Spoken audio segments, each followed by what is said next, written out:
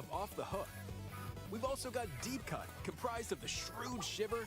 The Just Feisty gonna be Fawn, live and the already. Big-Hearted Big Man. Not doing any of the Rumor build-up. has it They're off on a treasure hunt in their latest adventure. Still with me? Cool. There's a lot that happens around the city, but the musicians will get you caught up on all the latest happenings around town. They also host Splatfests. These are big in the world of Splatoon. Understatement of the year, they're huge. Splatfests are competitive and festive events featuring a special theme. And to kick Splatfests off, there's a concert performed live by the musicians. Music is a core part of Splatoon, with their fresh beats and variety of styles. Just take a listen.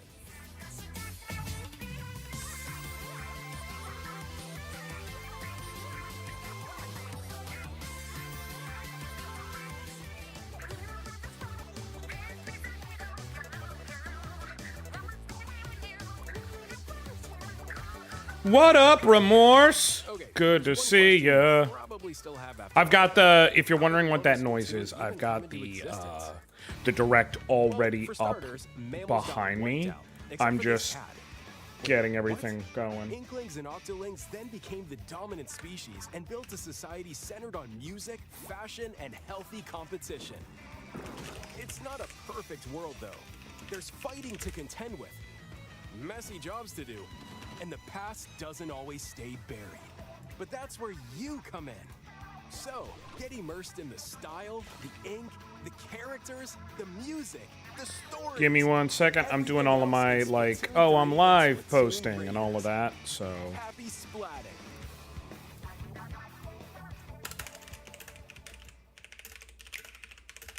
Prep the R-Wings. We've got a job to do, Star Fox.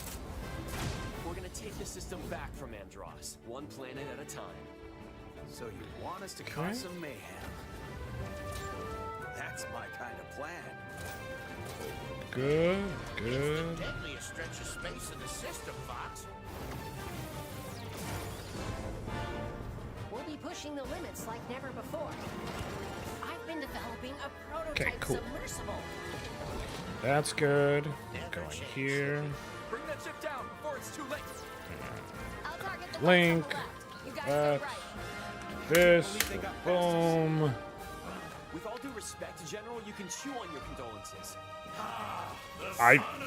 You can chew on your condolences is a hell of a line.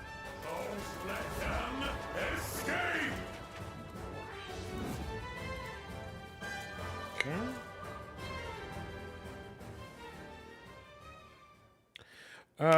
But yeah, thank you for joining and thank you for following, Remorse. I appreciate it. Here on the Twitch. I will pursue that phased mechon. Okay.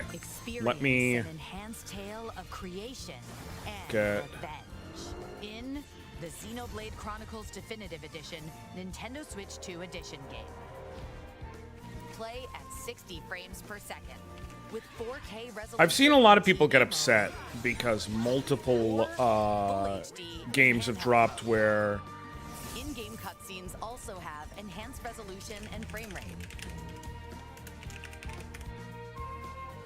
And additional scenes where are now there's a fully Nintendo voiced. Switch 2 version and they're not offering a free upgrade path or anything.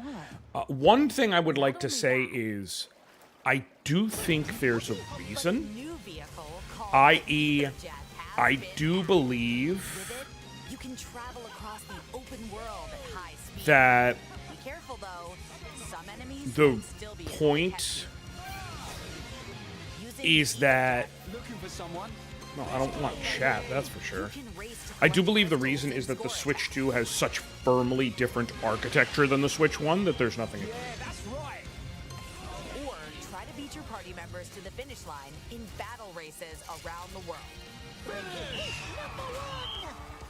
There's also new equipment with designs to complement the Ether Jet.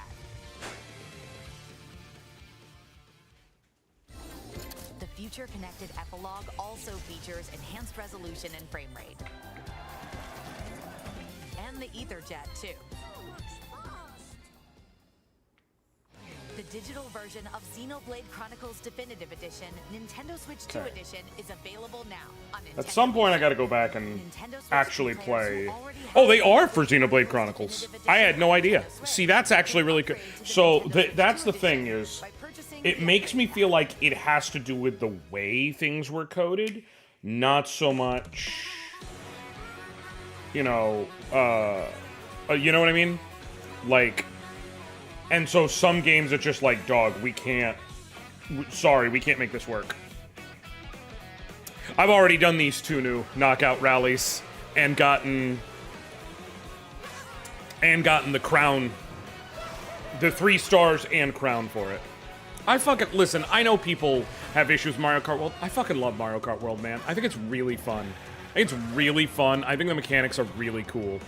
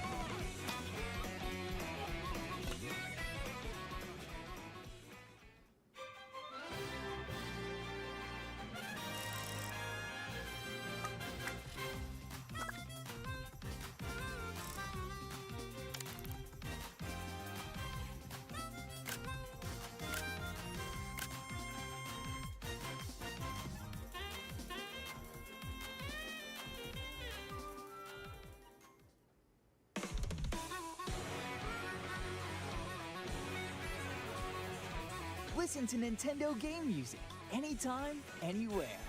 Nintendo Music. Let's go over some updates to the service.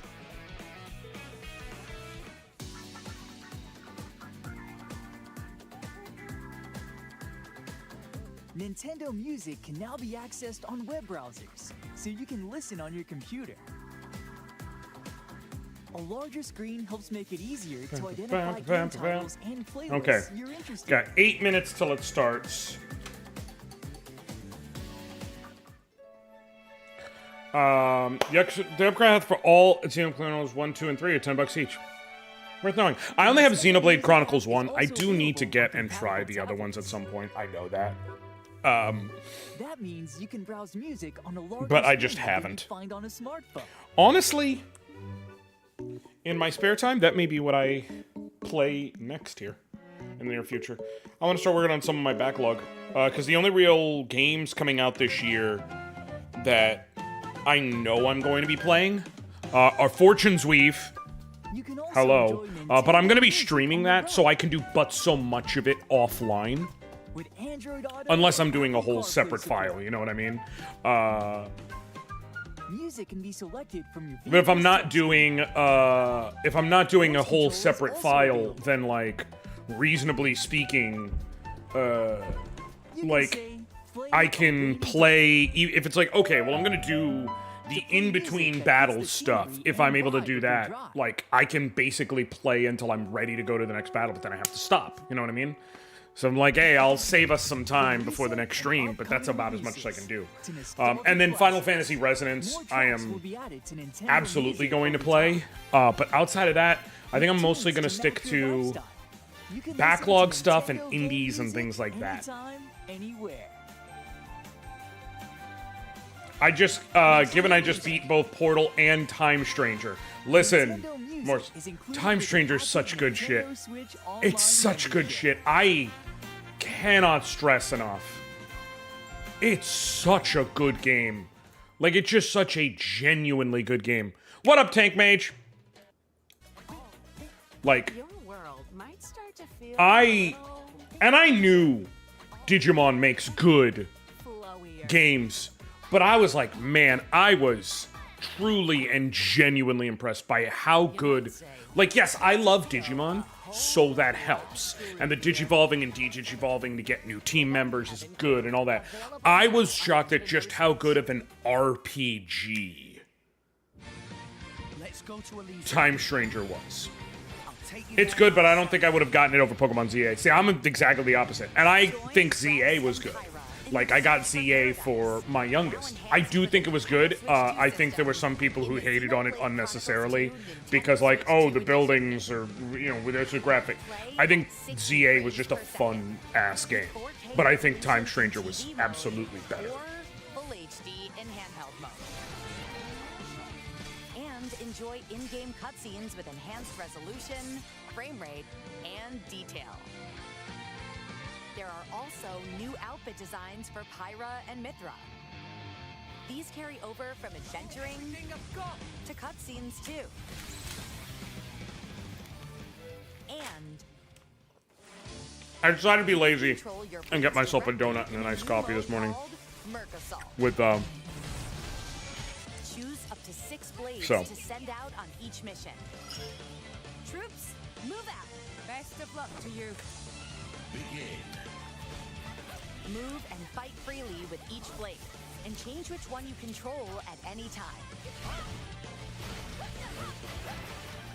Combining blade specials is key to victory here. Now you'll see what fire can do.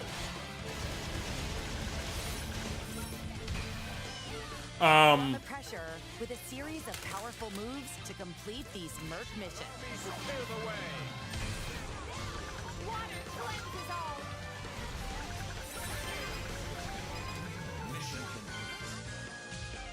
A new rare blade, Momo, will also be in the game. 2 rounds, different homes. Swap between 2 forms to change her appearance and elemental affinity. Keep eye on it. I do like the music, I'll say that. Xenoblade Chronicles. Also, I know Xenoblade has Enter the Something. Like, there's an Enter the Something song. I don't remember what it is, but it's fucking ruined for me because of Caracal, who showed me a mix that was that song mixed with Bobby Shmurda. So it was Enter the Hot. Insert word here that I can't say. And it's really fucking good, unfortunately. Ozzy, what up, Liana? Jesus, you're up early. Phelosa, thank you for the resub. I appreciate you. Remorse, Bobby Shmurda is he's a rapper. He's a rapper who's honestly most well known for having been to prison for an extended period, TBH. Treasure is yours for the taking. I've heard such good things about Splatoon Raiders. In your way, For those of you who are but you've got the from, or at least take part in, the Maximum Hearts podcast that I'm on, Charmfoolery, who's also on the pod, has been obsessed with Splatoon Raiders. And has been telling me about it, that it's really, really, really good and fun. And the deeper you go, the more treasure you'll find. What else lies below the surface? Up for work at 7 on Tuesdays, Wednesdays, and Thursdays. Damn. No? Always here to support. Got an hour in between PTs, so I'm happy to watch Direct with you. Nice! Splatoon Raiders Yeah. available now. The Direct is going to start any second now. We're going to address the cool shit in the Direct, talk about it for a bit, and then we'll pivot over to returning to the Nuzlocke.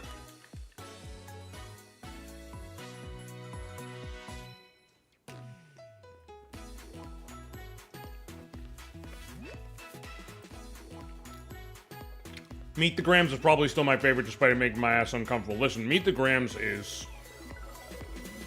That was a fucking burner of a diss track.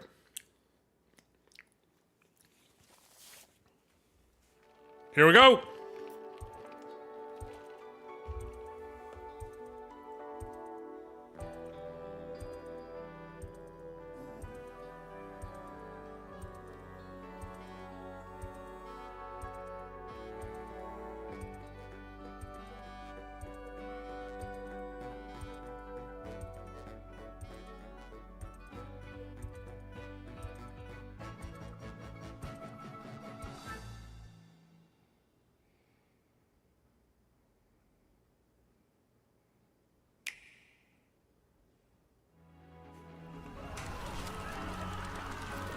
Okay.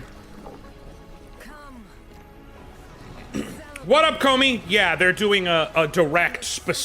We're getting 20-something minutes purely about Fortune's Weave. That's Sothis, right? No, that's not. That's not Sothis. Is that supposed to be what's her name? Rhea. Not Rhea, but like her real name. I'm blanking on the real name. Oh my god, it's gonna piss me off. The goddess. Saros, thank you. Thank you. I meant Saros. I was like, I'm wondering, is that supposed to be like Saros before God powers or some shit?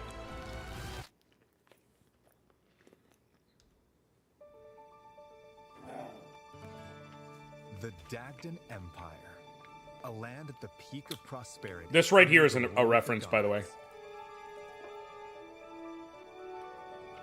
In the capital city of Daxian,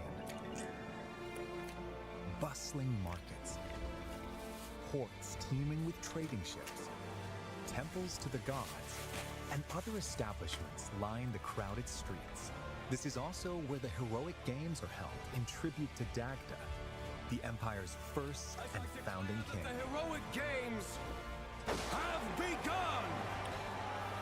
It's said that Solel, the current ruler, will grant one wish to whoever wins the games. Those vying for the prize. Oh shit, okay, we just saw our Christmas calves. Determination and undying convictions they refuse to yield. I wonder if they're gonna bring back demi-humans in any capacity. Like, the story revolves around 4 heroes who have entered the heroic games. Who you choose will determine how the narrative unfolds as they fight for glory. I do wonder if they're doing a Three Houses thing or if they're doing more of a Radiant Dawn thing. Living in the peaceful village of Ribera. Spoiler alert, I'm gonna play Kai. His father is imprisoned beneath Daxian for crimes committed. He's a mounted lancer. In hope of a peaceful life as a family, he sets out with his childhood friends to win the heroic games and save his father.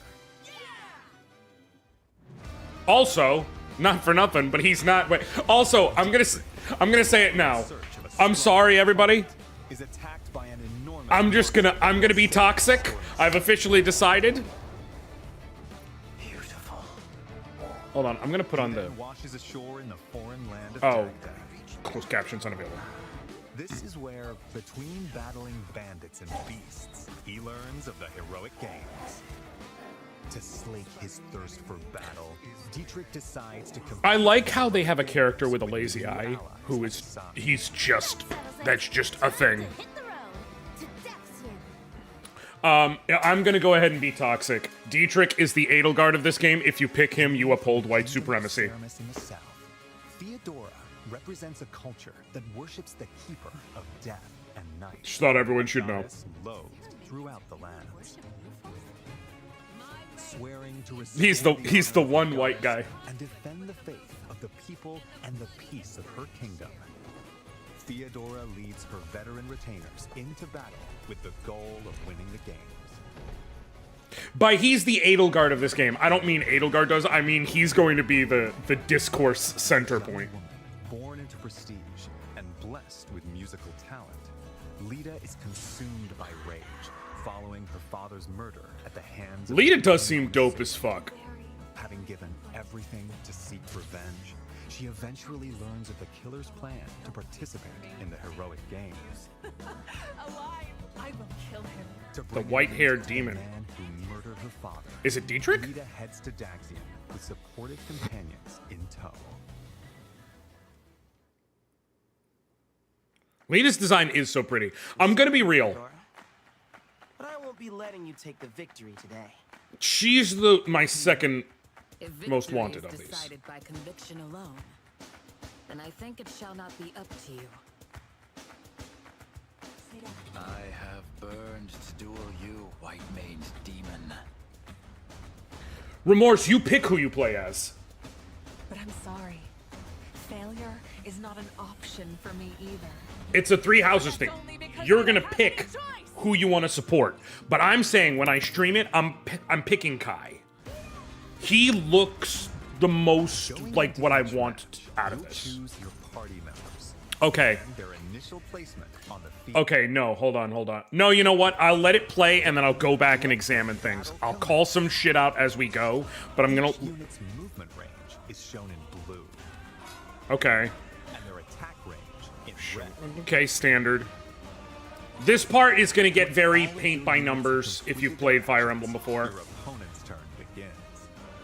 You'll take turns moving and fighting. Why would you do across that? the map. Why would you? That is purely for an ad. Why would you put him there? Includes defeating the opposing leader. Whoa, okay. Conditions. So at least early on, there's going to be some team up things, and I have a feeling this isn't necessarily Means of attack. Swords are straight going to be a gauntlets make it easier to a three houses scenario. I'm wondering if it's going to be, for lack of a better way of putting it, axes have low accuracy but high attack wait, power. pause. I am going to replay that. At a distance. Hold on. Think it shall not be up No, that's too far. That's way too far. Forward and easy to wield. Gauntlets make it easier to evade attacks. Spears deal massive damage to cavalry units. Do spears have automatic effective damage against mounted units in this game? Bows strike enemies at a distance and can deal fatal blows to flying units. Yo, that would be cracked as Is fuck. effective against foes with heavy armor. It can also heal or otherwise support allies in dire situations. There are also swords that call down lightning, gauntlets that look like firearms, and other unique weapons to find. They just gave the bitch a gun. Is a key element of combat. When you strike within an enemy's range of attack, they might counterattack. Consider attacking those equipped with close-range weapons from a distance. I may be out of durability, Close and personal against long-range but opponents. I ain't out of options. The terrain can also give you an advantage. While adjacent allies can receive buffs, take advantage of the situation to control the battlefield in your favor. Combat arts are attacks unleashed at the expense of weapon durability. This is the exact same system as Three Houses. You can learn different combat arts as you level, and they use X number of weapon uses, but you can get guaranteed results. Decisive moments. There are also special moves that consume your soul in exchange for power. Are these Blaze arts. specific only to the heroes? A burst of otherworldly power from his hand to cast flames in a wide area. After moving, Dietrich's ink black cloak can warp him to locations. Oh, that's gonna be... That's the low turn count. Of course they made him the LTC character. Theodora uses the power inherited from her ancestors to rend the earth and hurl it at foes. Lita plays her Vihuela to buff allies. Oh, they gave her a rally. Summon a powerful monster. Oh, shit. Okay. These special moves can turn the tide of battle, but at the cost of the hero's health points. Additionally, if your allies fall in battle, Mila's turn wheel situation? turn Yup. back time. After each move, you can rewind to any previous point in battle, so don't be afraid to rethink your strategy if things don't go as planned. Based on their class, such as Shido, who are skilled with swords, Bardingers, who fight on horseback, Okay, there. and Bishops, who use white magic. Some of these are new names. I guess because it's a different location. The weapons they can wield and their range of movement also vary. Yeah, all of this is Classes kind of are standard. divided into beginner, specialty, and advanced tiers. Okay. Beginner classes are the foundation. Gladiator is your sword, is Myrmidon. Diviners can wield magic. Diviner is mage and /or bishop. 5 beginner classes in all. Orneus Rider is cavalry. Specialty classes have more specific abilities. Armored knights boast ironclad defense with heavy armor. Right, exactly, Liana. I like how it's like, I know what this class is, but they're making it regional, which is dope. It also gives them more flexibility. Enemies in a straight line. There are over 10 to attain. Advanced Like, my real hope here is maybe we can get a fucking Pegasus Knight who is a dude, because it's not a Pegasus Knight. Wait, is that? Guardians are skilled with both spears. Hold up. And white magic. Hold the fuck up. Is it just me, or was that Shamir? Of heavily armored units. Okay, no, I see the name Io now. Never mind. I was like, bitch, I know Shamir. I know that haircut. That's Shamir. It was not Shamir. It sure fucking looked like her. A combination of strengths. Also, yes, Elephant. You'll also find the overwhelmingly powerful Anna! and other classes that fight. Anna sighted. I'm sorry. You defeat me? Whoa! Between Fucking! matches, you'll have time to get ready for what's to come. You'll receive some useful intel about your next opponent. So use this information while exploring Daxian. Or venturing off to improve your team's prowess in battle. This is the monastery shit. Okay, I mean, it makes sense he's there, but also what? Some of the things you can do in Daxian. The Arena Plaza is where you can receive additional training once per week in the time between matches. As your skills improve, you'll learn new moves to use in battle and be able to wield increasingly stronger weapons. On match days, you can watch battles between other participants on field to research your opponents.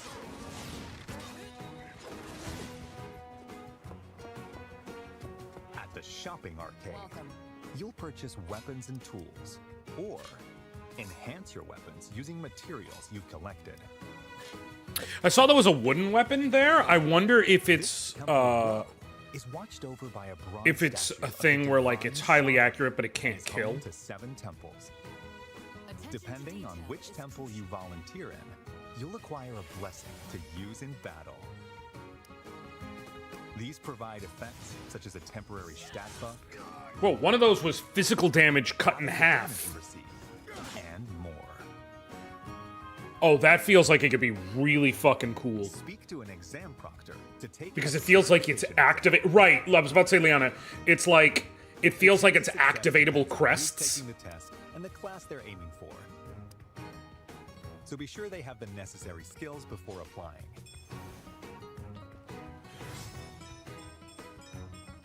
To attain the pleasure I seek. Yeah, he's the white supremacy character. I'm You sorry. can also receive quests. I just from need y'all to townsfolk. understand.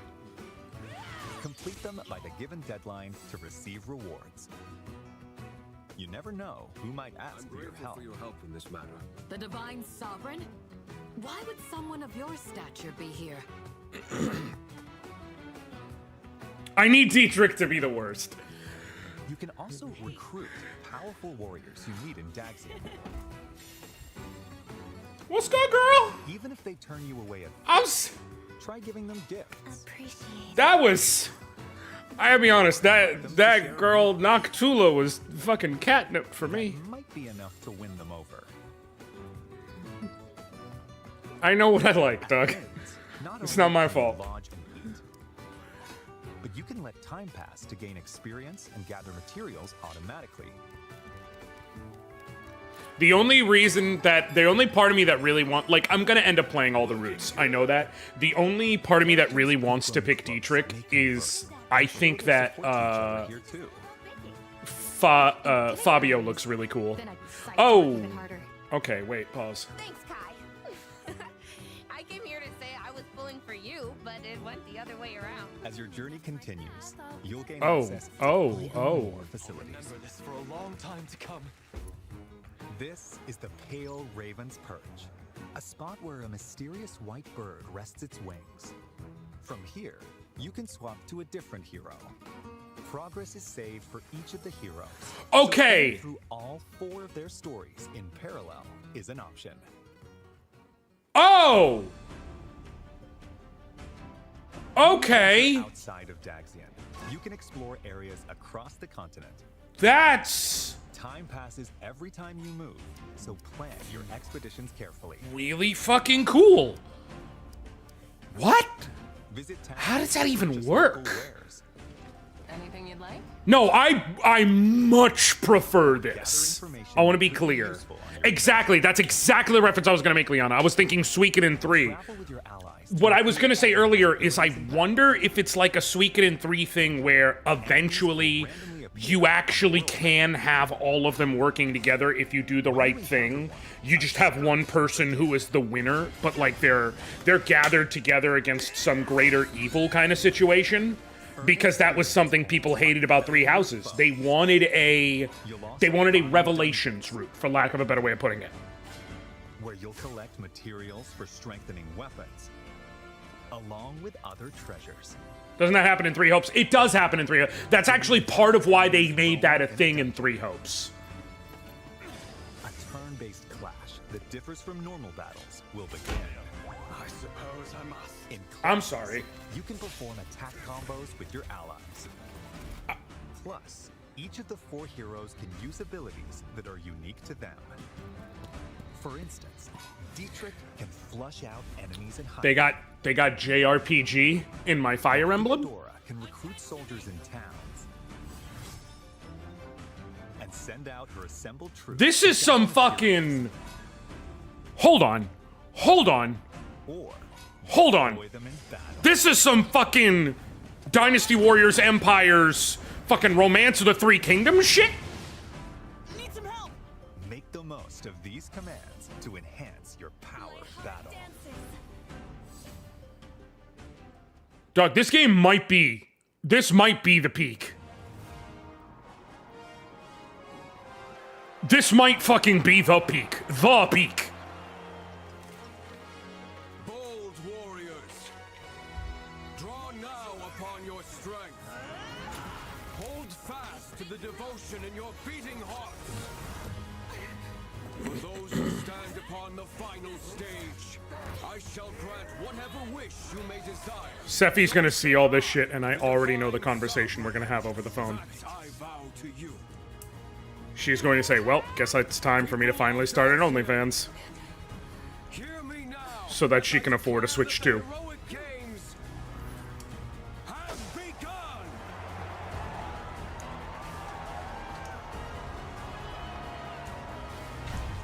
I don't know, that's not Seteth. Solel is not Seteth. I don't think so.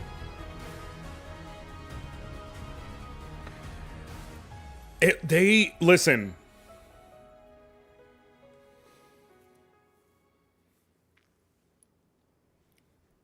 Okay, pause. There's a time skip. There's a fucking time skip. What did I tell you? Wait, that's Kai, that's Dietrich. Whoa. That's Lita. And that's Theodora.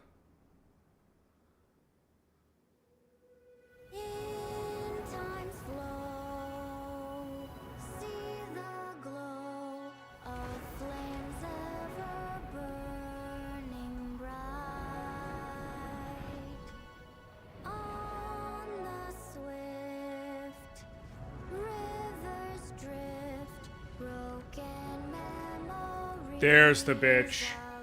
There she is. I see that my song has finally reached your ears.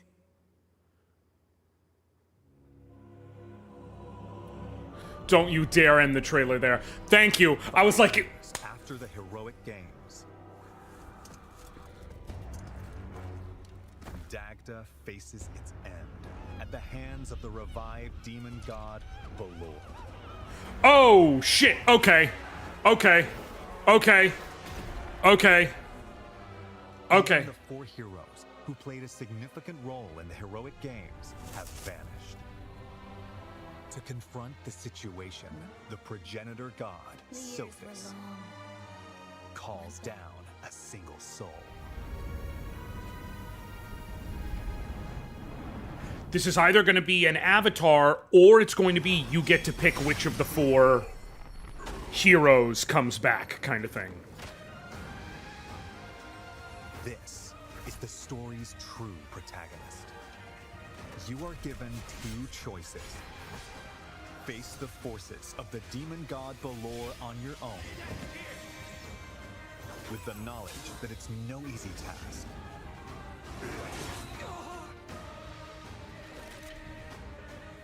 Or use the time-traveling powers of the goddess Fortuna to change the fates of the 4 heroes. Yep. I'm yes. Yes. In the hope of saving Dagda from destruction. Sweet. Those who join you in the future will strengthen the might of your assembled forces. But this is where your story begins. The end of the world at the hands of the demon god. Okay.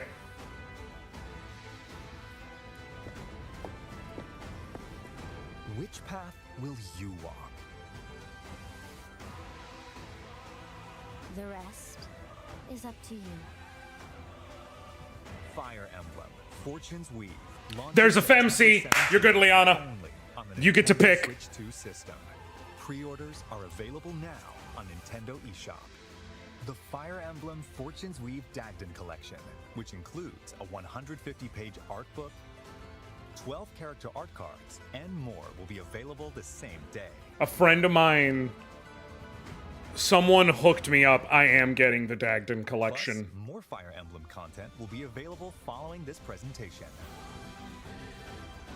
Nintendo Music, a service that lets you listen to Nintendo game music anytime, anywhere. Will be updated with certain tracks from this game, including the main theme, later today. So they really took everything about 3 Houses and said, what if we just fixed everything people had a problem We'll with? receive a new Fire Emblem theme beginning tomorrow. The app will also feature new information about Fire Emblem. Of course it's Xander Mobus. Although I know Kai is voiced by Zeno Robinson, if I'm correct. Working on this game on September 15th.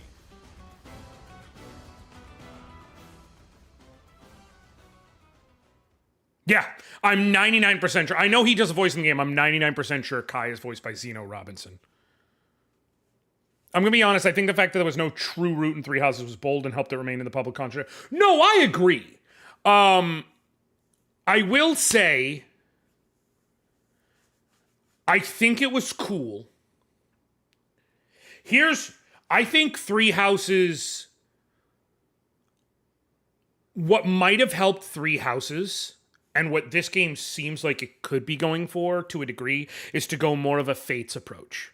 Fates had Conquest and Birthright, and then later they were like, okay, also here's Revelation. I think if 3 Houses, amongst its DLC, had a,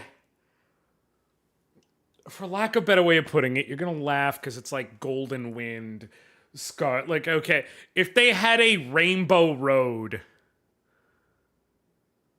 okay, route. If they had a Rainbow Road route, if they had a, you can bring the various groups together situation, right? I think people would have liked that. Which is, again, I know that's true because that's one of the things people liked about 3 Hopes. 3 Hopes, there's a route for each, there's each of the 3 houses, but there's 2 routes for each of them. Each one has the regular route and then the true route that you have to work for. And if you do the work to get the true route, like, it ends with the 3 house leaders kind of coming together and working in unison because they have to, and kind of realizing, hey, we don't need to do this. By the way, the Japanese Fortune's Weave site got an update. Oh, sweet.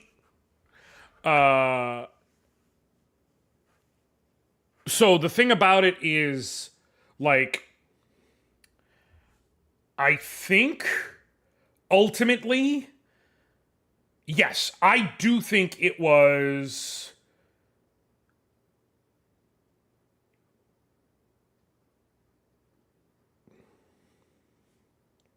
I do think. Also, got to run and grab breakfast. I got to run to the office in a bit. No problem. I think ultimately, like, what they did was cool, and it was neat, and it was ambitious. Okay? I think all of those things are true. I think it genuinely did help the stay in the public consciousness via that. But I also think that it was a point of contention for a number of people. And so allowing it to have the option of there's going to be a contention point. Well, and the other thing is, this game is going to allow you to decide on a non-perfect path. Notice what it said. You have the whole you have the pre-time skip where it's going to be the 4 different heroes, and you can jump between them. You don't have to jump between them.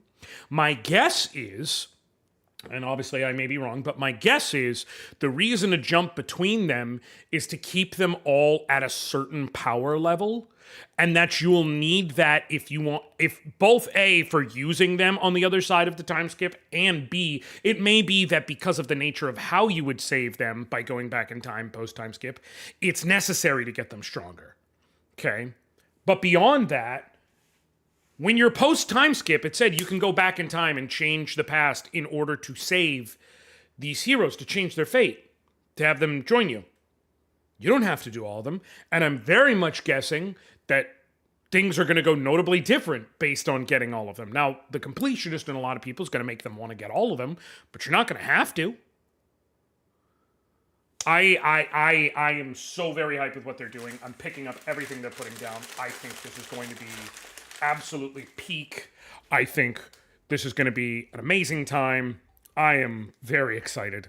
I cannot wait for September 17th, y'all. I cannot fucking wait for September 17th. Okay, so I made sure everything was properly, evenly set and distributed already. We're good. Now, the advantage is I'm going to skip the story stuff, but also I don't have to do any rolls to see what I can use or what I can get or any of that shit until the end of Chapter 8. I have my group of 6 here. I personally might be playing because strategy is hard, but I'm going to watch you play the shit out of it. I appreciate you, Felosa. Yeah, I can very much assure you that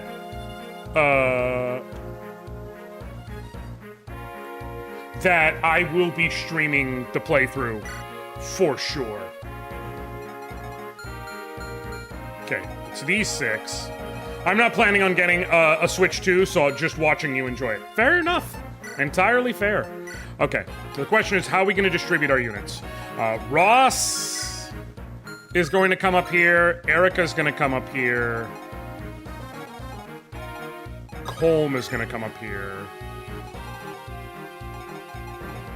Franz goes down. I think we send... Last time, just these 3 was enough up top. And Eirika's stronger, so she should be fine. But I can send Natasha down here to ensure Loot's safety a little better.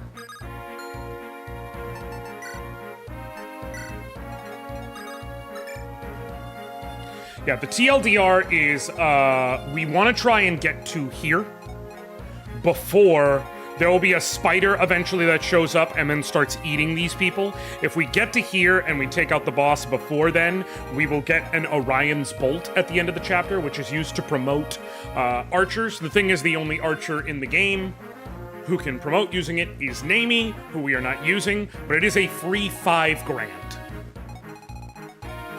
if we push. That is, I think, just a torch. Let me double check. Or no, it's an antidote. That's right. It's a fucking antidote. which, hell no.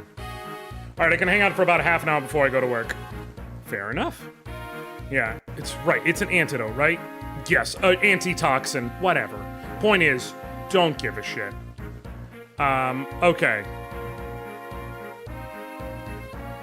So, this seems to be going better than I see. Yes! Yes, it is going better. 1, Natasha's alive, which helps immensely. 2, the only character difference we got this time, is we rolled Lute instead of Arthur, and we rolled Kyle instead of Ford.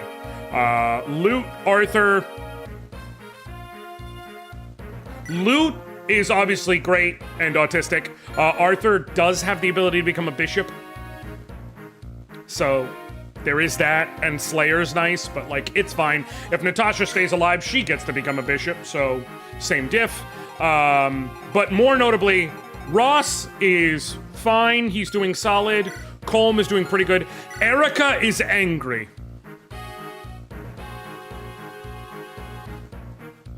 She's gotten strength on 6 out of 7 level ups. Eirika is mad about how the last one went and wants to personally change shit.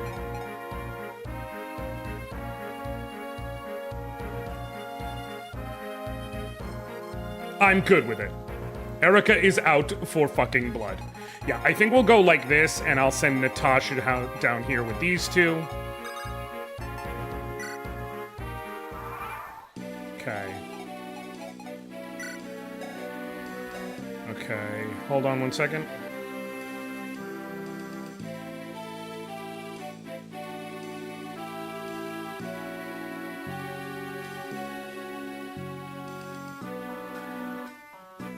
Okay.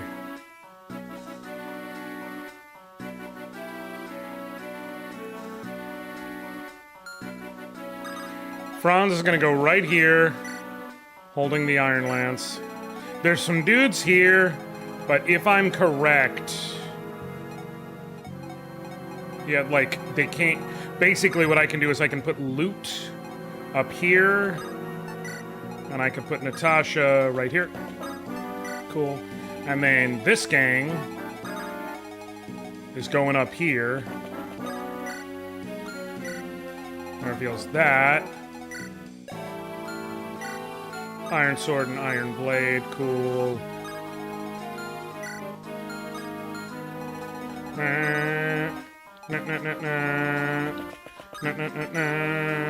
Equip the hand axe.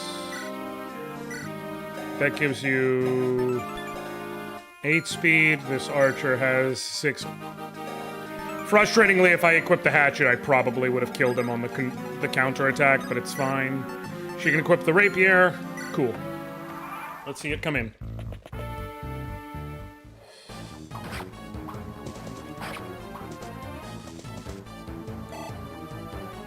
If High Def Eirika is Iron Eirika, I guess this would be Steel Eirika. You know? Oh shit, see, this is why Natasha matters. Because now I'm not worrying about next turn. Franz has to vulnerary, and now my action economy, and can Luke get... No, Natasha can just walk up and heal him. As long as he doesn't die!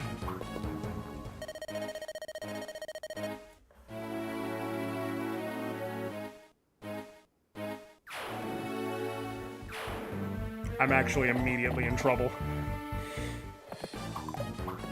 I'm immediately in trouble down there. I need to reroute those two immediately. Oh, I'm so upset. I'm gonna get Kyle, so it's not like I don't have a Cavalier or anything, but damn. That is literally the worst possible luck.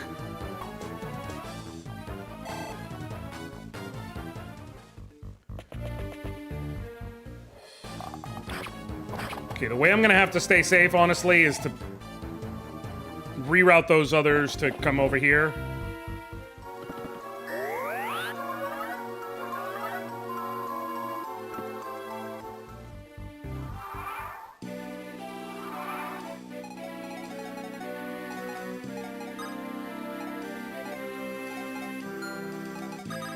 You get the kill on him by any chance? Yes. Just barely, but yes. And you also get the kill on him? No, you don't. But...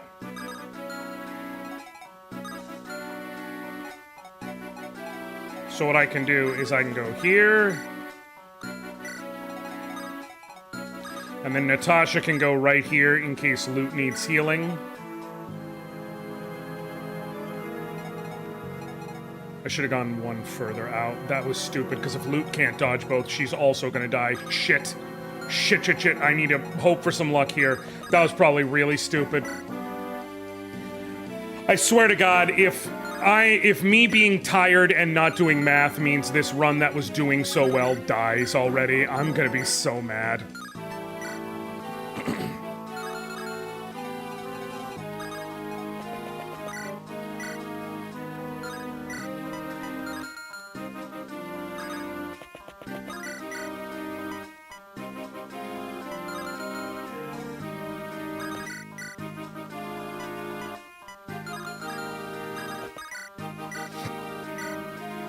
Okay, Iron Axe, Iron Axe. Getting up on the mountain will help him.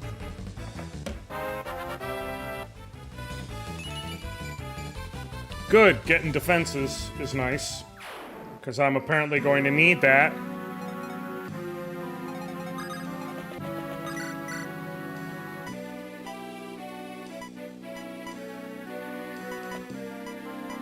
What I have to do is Eirika has to stab kill this dude.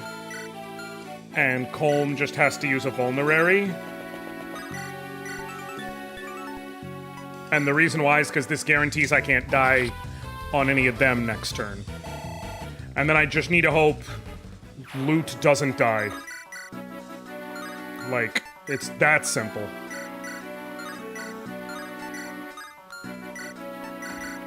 As long as Loot stays alive, we're okay. If Loot dies, I'm gonna be in some trouble.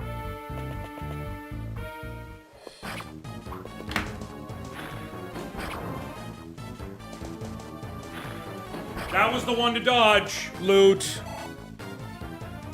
She dies right here. I see it happening. Oh, man. I will restart this run, y'all. I don't even care that we're still this early on. I understand I'm throwing away. Well, no, I'll keep trying because I've got a Kyle with. Oh, the dude didn't come after her. He must have healed. Oh! Oh, we take that. We take that to the goddamn bank.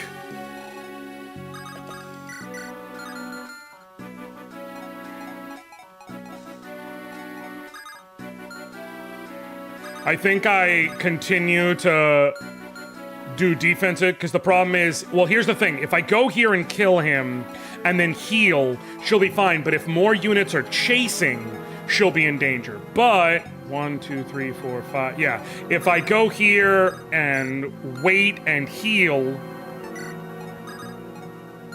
this soldier can't get to Natasha, so Natasha's still safe. And then I don't think anyone else can reach Loot. So she might get hit again, but she'll be fine ultimately.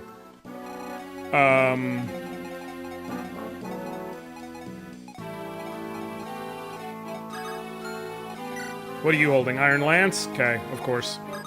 Can you get the one shot? You can. You got the elixir? Yes. Okay.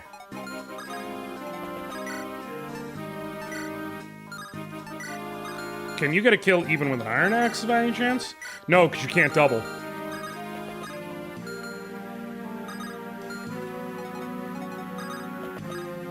So my best bet, honestly, do you have a hand axe or an iron axe? Iron and the halberd.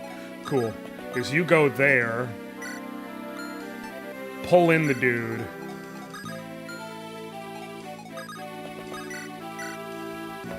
Dude has almost no chance of hitting Colm from there. So I can probably safely get the pull kill. Or get a love tap in, but it's not necessary. I'm just doing it to experience farm. I do not need to do that. Eirika can rapier. Now, what's probably going to happen is this. Dude with the Iron Lance comes and attacks Colm, is my guess. Jesus, Eirika is so fucking mad. Dude with the Iron Lance is gonna attack Colm, is my guess. This dude I knew was gonna attack Ross. If Ross can get the kill, cool. If not, he's gonna get healed by that Troubadour. And here's how it goes. What up, noob? Here's how it's gonna go.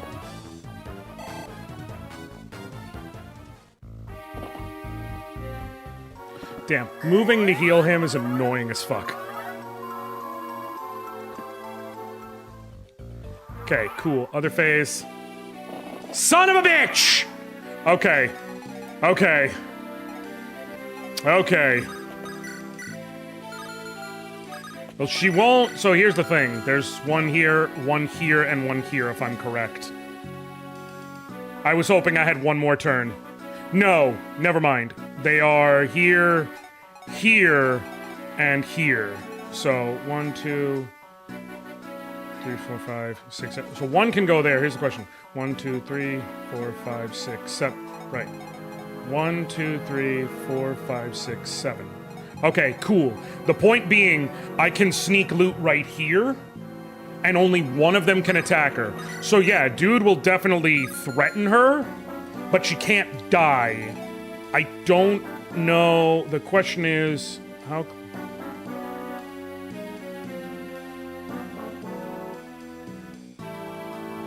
Give a javelin by any chance? No. Okay, we should be able to sneak safely right in here.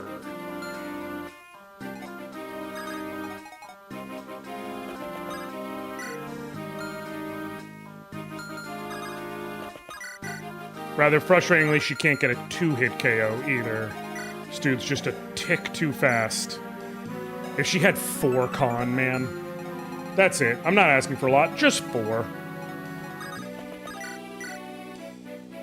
Can you get the kill?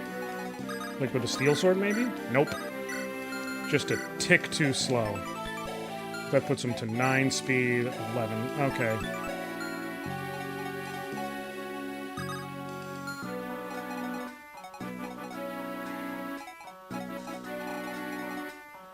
Okay.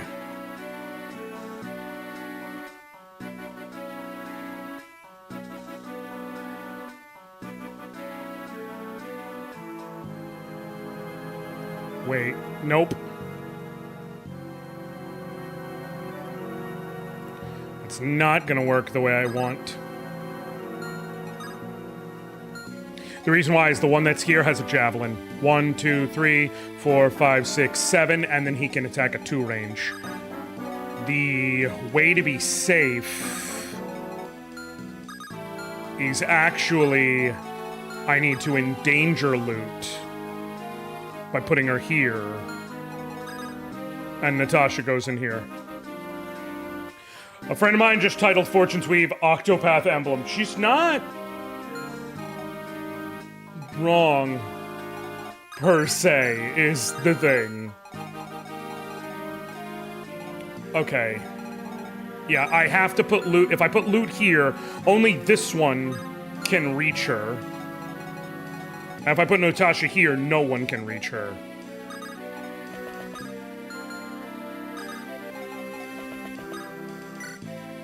So I can do this, and I can do this.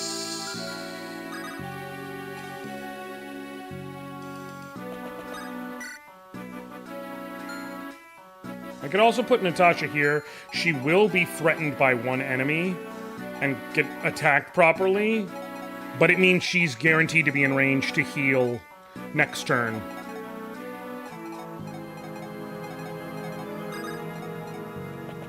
If I take you...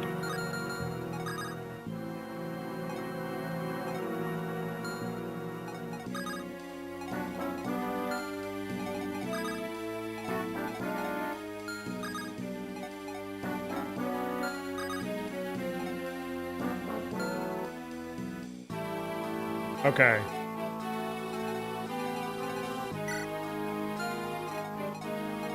It was here. Dude was here.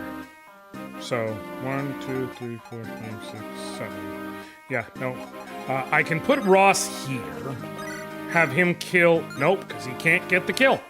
He's just a tick too slow. I do have to continue to burn through that rapier if I want to have a shot at what I'm trying to do here. I was hoping to be able to put him on the mountain here.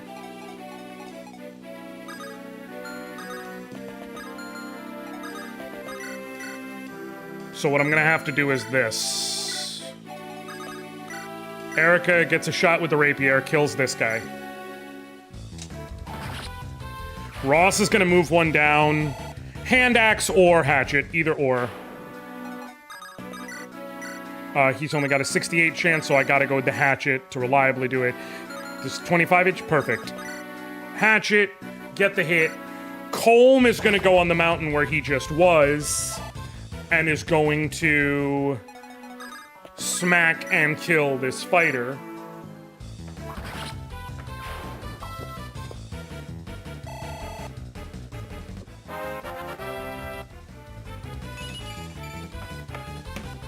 Okay. Real quick. Oh.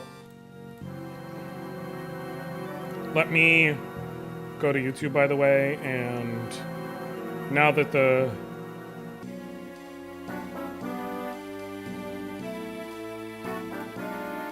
change the thumbnail to the proper thumbnail and change the title.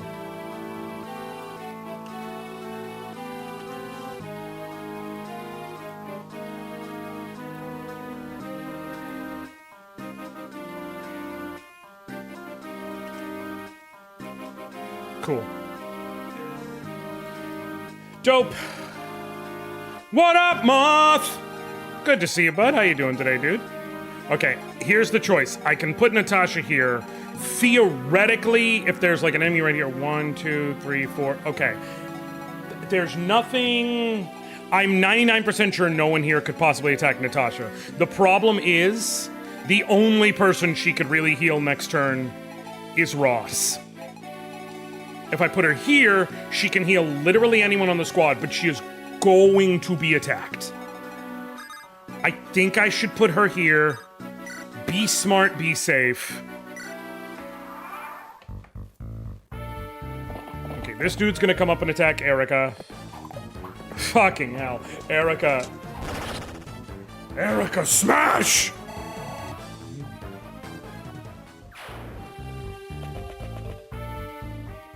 Why, dog? You literally have a 0% chance of hitting.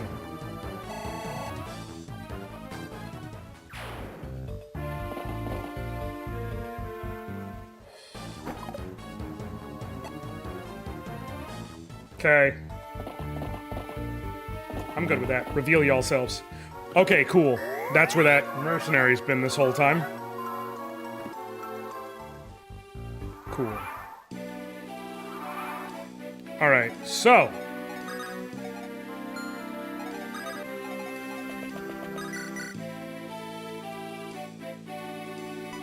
Can't quite kill either soldier with the javelin, but can do good damage. Colm can mop up whatever's left. Eirika can take the remainder out. Natasha can move in to heal. Okay. So I think the smart play here is...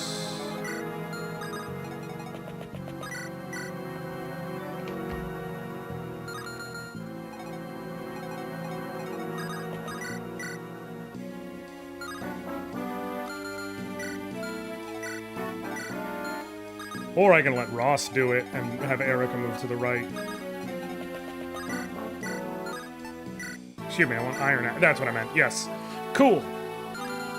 I can have Ross mop one up. What turn is it? But then I basically have no shot of taking out the boss.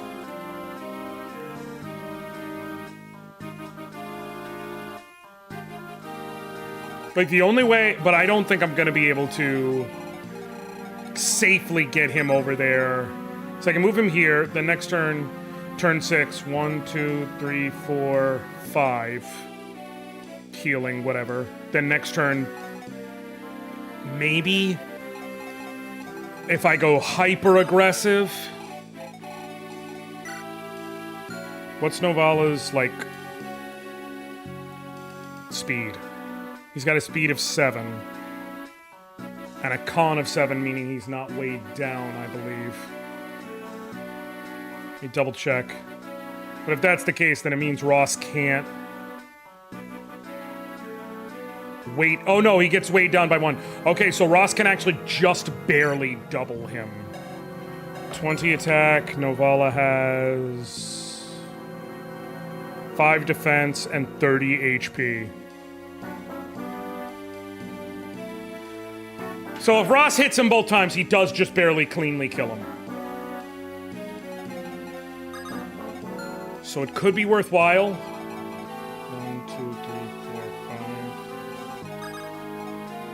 5. I put him there. 1, 2, 3, 4, 5. He goes there.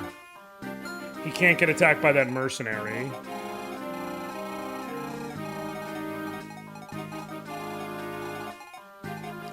I mean, it's worth okay, let me think this out.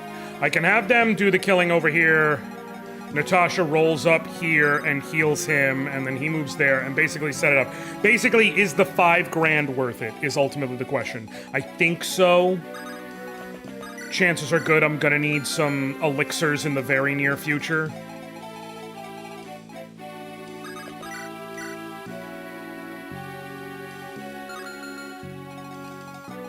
So yeah, I'm gonna do it.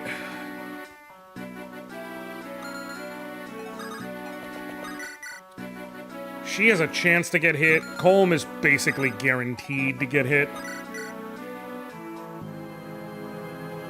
Comparatively.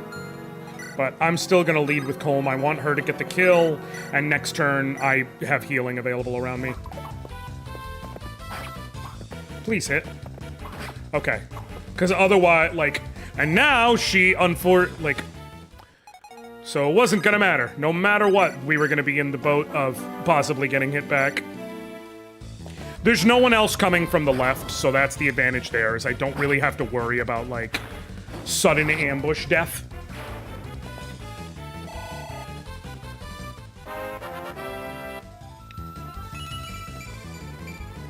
Fuck, I was hoping for a point of speed. Alright. Eirika, get the kill.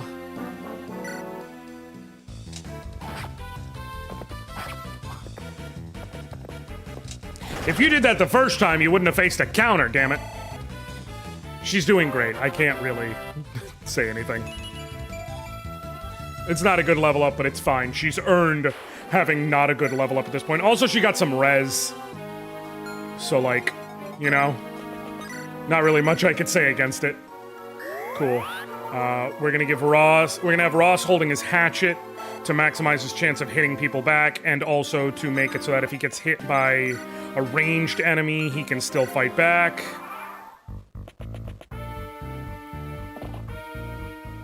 Cool. And so now we're pulling as much as we can towards us. Okay, Ross is gonna...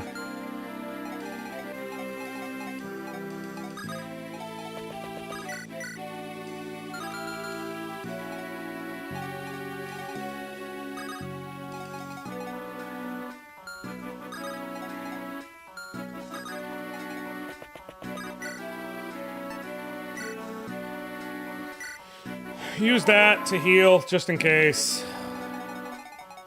Have Colm go right there. Also use the vulnerability to heal. And then I think the smart play is... if Ross goes there... 1, 2, 3, 4... he's still able to... no, he has to go here. Because Novala's right there. There's a mage here. That dude has an iron lance.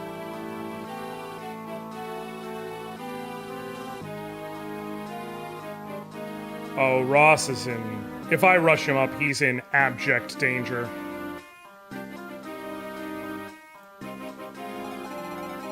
It's turn 6.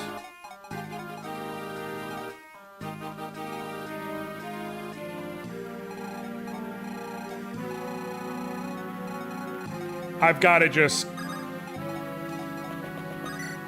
hope I got an extra turn in me.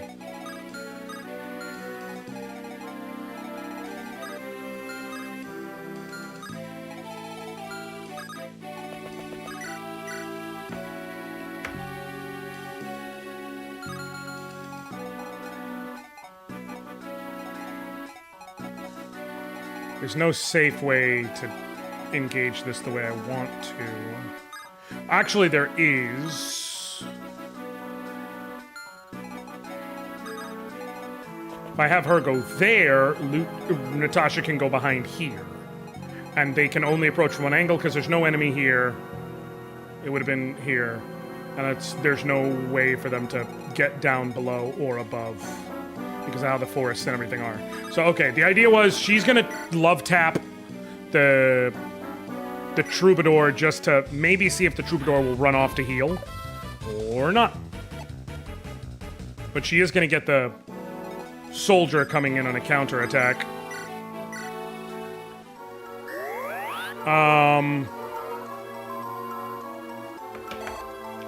Based on enemy starting points.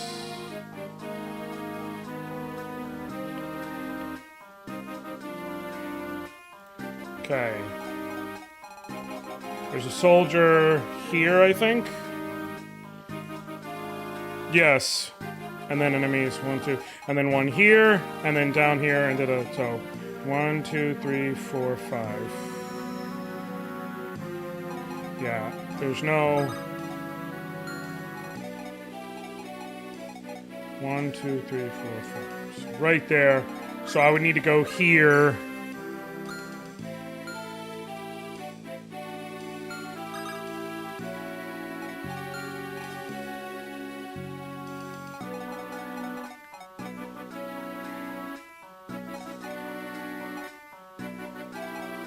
That's the one who I'm worried about.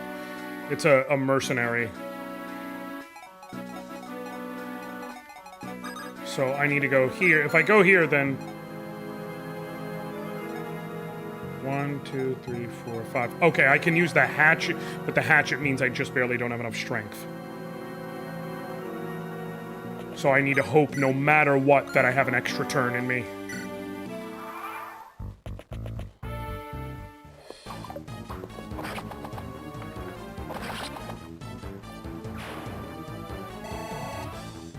Or else this has been for nothing.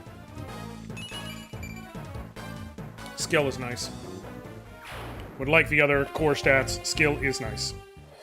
Okay, he's gonna hit. She's gonna hit him once, and then that's it, because neither of them is gonna double the other.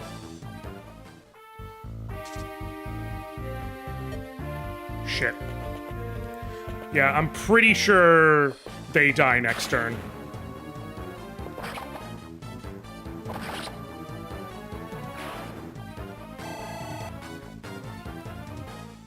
So unless we get one more turn out of it. Let me see. Oh, we do get one more turn out of it. Okay, we're actually safe. We actually still have a shot here.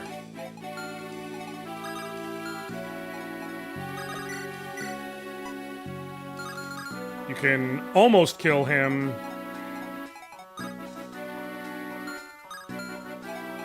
He's got 11 speed. She's got 8. Okay, so she's safe. So the goal is... Colm can come here. What is your chance of hitting? 70%? Okay, so the idea is... Loot. Attack. Soften him up. Colm gets the kill. Natasha heals.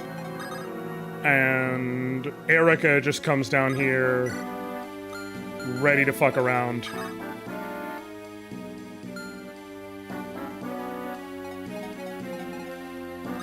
I could go here for the defensive benefits, because if... Okay. Where's the mercenary at over here? To the left of the forest, and then just... 1, 2, 3, 4. Okay, if I'm here, actually, I'm safe from him. There's a fighter over here, but that's... Okay. If I go here, I have to engage them both. in the light, but I'm not worried about him nearly as much. Okay, actually, I think smart thing is if I go here and use a vulnerary... My worry is essentially this. There is a fighter here, there is a soldier over here, and then obviously Novala. I cannot attack because I can't see him. I can counter, but the point is, the fighter... Okay, the fighter's gonna have... Oh, he has a poison axe. Okay.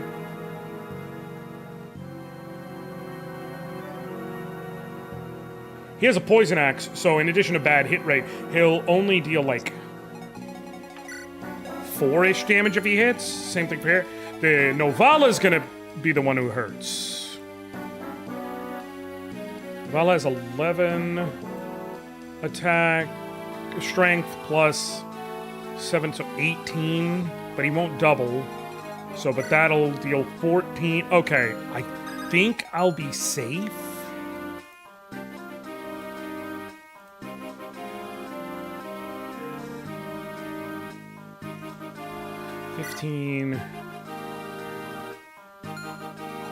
I think if I use a vulnerary and I go right here, I'm basically safe, unless the enemies have moved in secret in such a way that there is another hidden enemy here. But I believe he is basically guaranteed to be safe if I go right here, holding the hatchet, and use a vulnerary.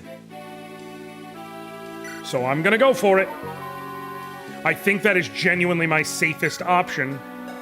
Fuck. A point off, and I hope the rest aren't also off by enough of an amount that it fucks me.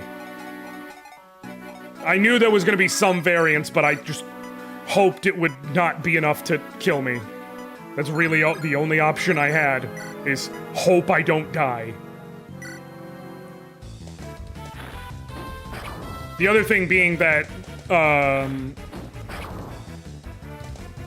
there is the chance the soldier especially misses. Okay, if Colm gets the kill here, then we're fine. Cool. He's good. The mercenary's not one-tapping Natasha. Sweet. Okay, yeah, it's exactly what I thought. He can't get there. You've got 12 attack. Okay, I'm actually better off than I thought in that regard. So we're fine. We're good, we're good, we're good. Because this is 19 attack minus 9 defense, so or minus 44 res. He'll take 15. He'll go down to 12. But this dude will hit for 12. He'll go down to 9, and then I think there is a soldier over here. He's got 15 attack, so he would take possibly 5. He doesn't take 4 poison damage per turn, as far as I'm aware, so we'll be safe. Just want to say, the level of game knowledge you have to do this sort of run is impressive. I appreciate it, noob. I know it's the autism, but like, I don't know, I like the... It's a puzzle. It's a puzzle of all different permutations. And there's actually more than one right answer. There's also times when the right answer is the wrong answer because of the nature of random number generation. Sometimes the right answer is in fact the wrong answer. Okay, if the soldier doesn't... Cool, I knew that was gonna happen. I hate it, but I knew it was gonna happen. Okay. If the soldier misses, we're fine. We're fine. Ross is not dying. He's not getting doubled and is in fact doubling Novala as far... So, I'll probably leave the hatchet to maximize his accuracy. But yeah, he's not taking 9 damage off of poison, so we're fine. We're good. Oh, thank God. If he went and healed Novala, that would have actually been horrible. So I don't think he can reach Novala, which is very important in this equation. Okay, cool. Yep. It's okay. I literally had an exact right amount of health to where even if I did get hit by that soldier, he's still alive. The math was done on that. Okay, cool. Cool. So you can go and kill this. I don't even need to use the rapier for it, I don't think. Nope. You can go and kill this troubadour, which will give you not just experience, but also will give me the elixir that I want. Colm can set up the kill on this dude.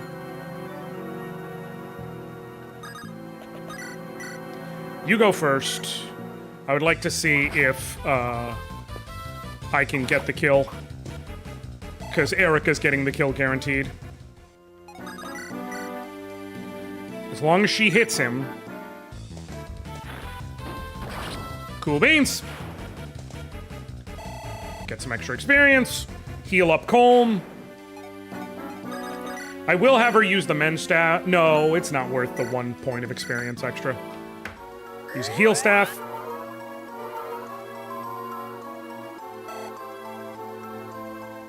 Okay, cool.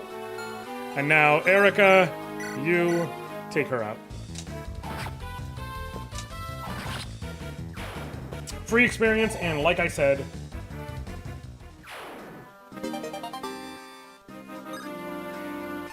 free vulnerary.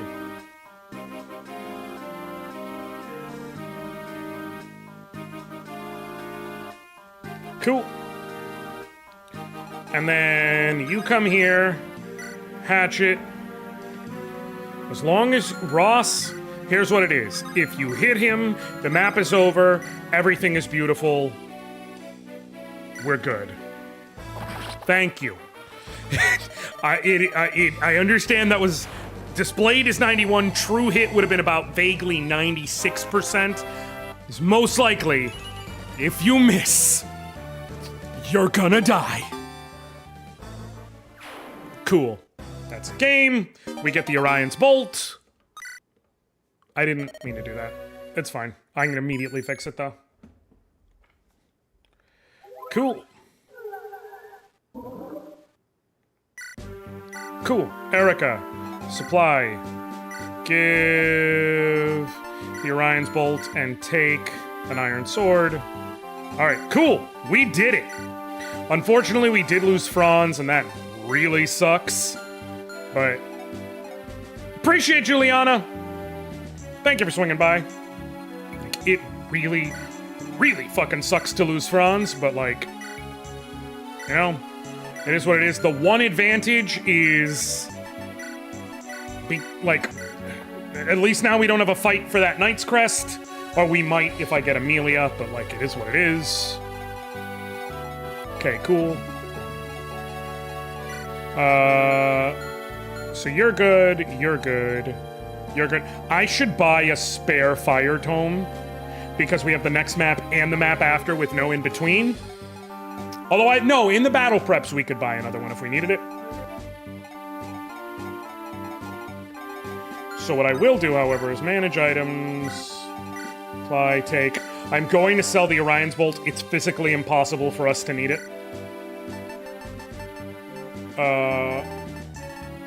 Like, there's literally no possible way we could use it because I'm not using Nami. Cool. Save. Alright, cool. Let's do it in. Let's do it to it. Ain't nothing to it but to do it. No, no, no, no, no.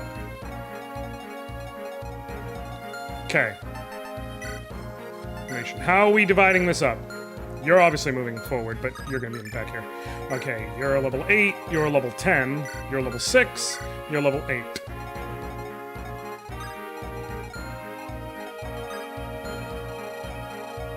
We've got the mage here with a thunder tome, and we've got the fighter with an iron axe.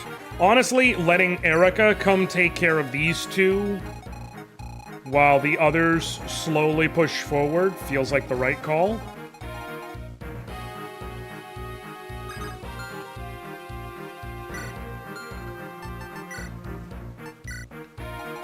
I can also have Lute and Ross stand next to each other a bunch to try and build up that support. And then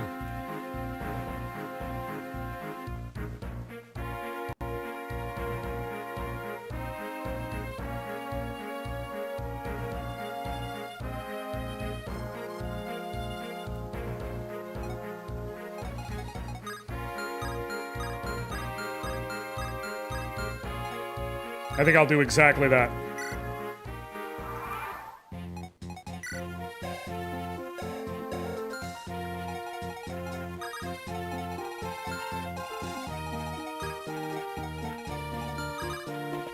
She's gonna come here with the iron sword. Cool. Loot is gonna go right here. Actually, she's gonna go right here. So she can pull this dude, but also be in healing range. I'm gonna slow play the shit out of this map after how losing Franz.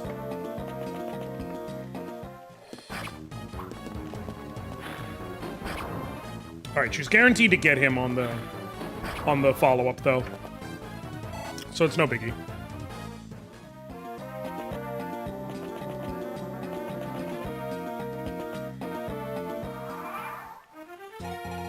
Cool. Let me go here. Do you... Nope. What about with steel sword? Nope. I would have to use the rapier. Wait, is he on... He's on a forest. So if I just... Yeah, no, actually she can stand right there and be fine. She'll kill him guaranteed. And this isn't... This is just plains. But he will actually have only a 10% chance to hit. She'll kill him guaranteed. Cool. I'm going to heal... Here's where it gets tricky. I'm going to heal her. Then I'm going to get the kill. This way, if she levels up and gets HP, no matter what, next turn I can heal her again. This is where I can squeeze in extra experience for Natasha, who... If you're not boss abusing, like, it can be rough to level a healer. Also, if you get really, really shitty level ups, it can be rough to level a healer. Put him there. And Ross right there. Cool. As long as you miss, she's guaranteed safe. Cool. Now the Thunder Tome Mage is going to come up and attack her. If she can dodge, that'd be great. If not, depending on the damage, we're still fine. Sweet. Okay, as long as she guaranteed kills on her attack, then we're fine.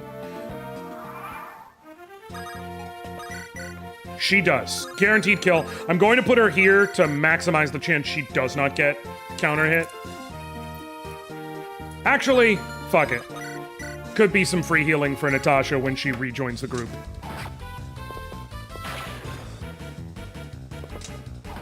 And she's got a vulnerary, so if I find it's an issue, we're still safe.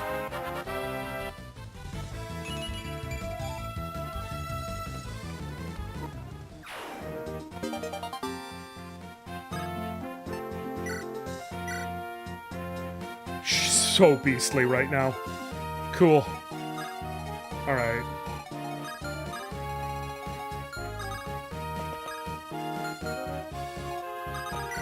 I'm gonna have her heal. Just squeeze in that extra 11 experience. Come on, good level, good level, good level. Got magic, which she needs desperately. It's not as important because, like I said, I can make her a bishop, and that triples the might of all her weapons. So once she's wielding, say, a Shine Tome, it's got 18 fucking might. But, you know, it's what it is.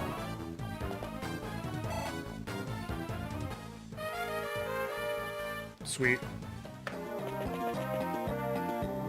Alright, can you...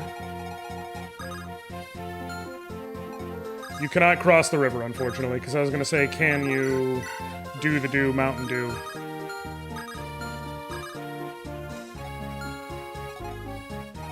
Can you kill that dude with hatchet? Yes. So I can let you get the kill here. So what we're going to do is fire on you, get the kill.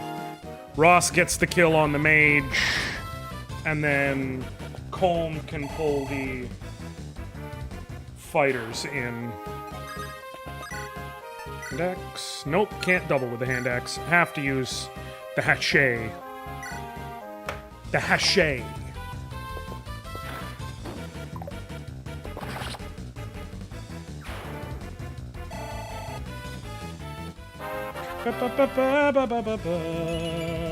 Come on, man. Multiple level ups in the same chapter of just HP is really fucking annoying.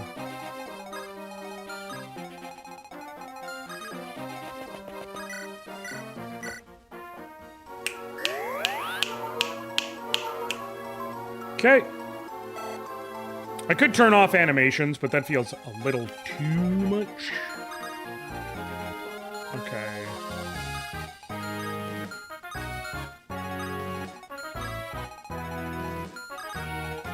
I go right there, holding the iron sword. He'll pull just the one fighter, most likely. Sweet. And sets him up for the guaranteed kill.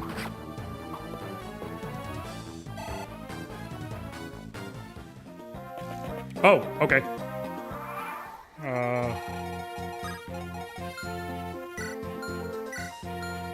Okay, you're 891, you're 9, you're 7.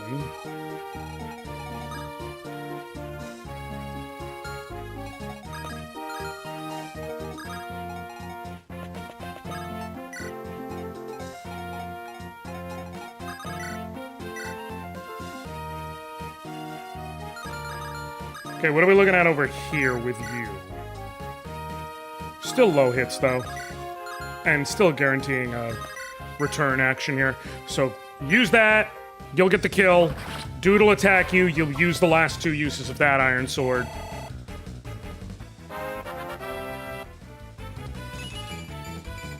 Okay. He's a thief. He's doing fine. I would like to heal him, but I can't. If I do, Natasha's going to be the one attacked, which is not what I want. I can heal him now.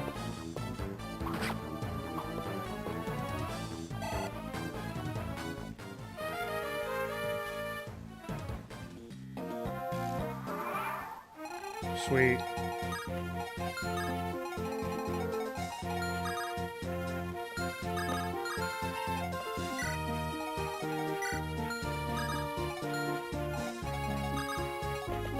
Okay, fire. Bam, get the kill. I'll let Loot get the kill.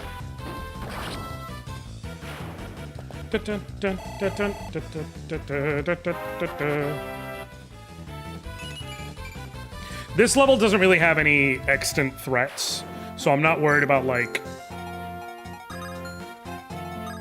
an ambush spawn or anything along those lines.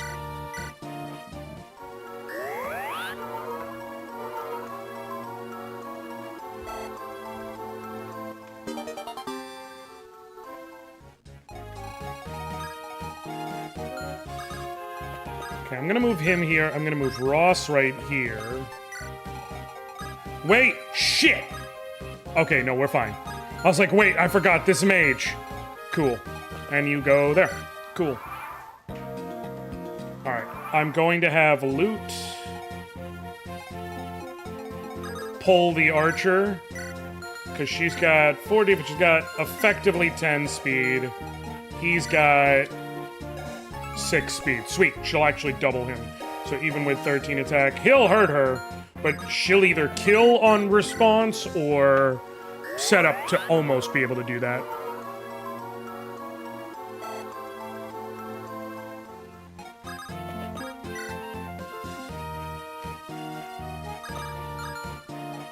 Eirika's coming close. Cool. Colm's gonna pull the next fighter as well.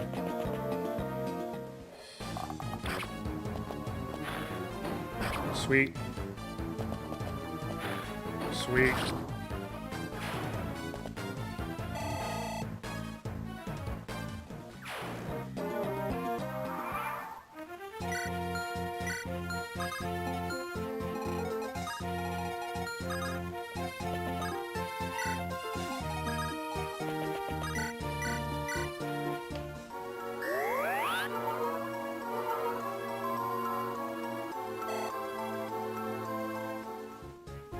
Okay.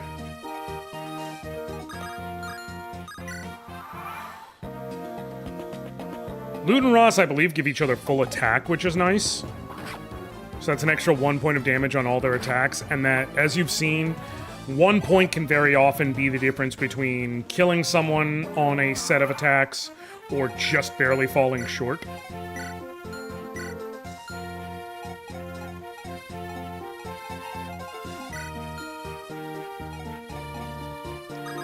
I'm going to let Ross get the kill on this dude, because he's only really got, like, 2 enemies left he can properly go after the rest of this map. I guess technically 3. A homeboy up here holds a... Oh no, he's holding a steel sword at this. So yeah, I mean, I guess I could swap him to his javelin and then send Ross up, but the point is, Ross doesn't have a lot of great options on where to send his attacks.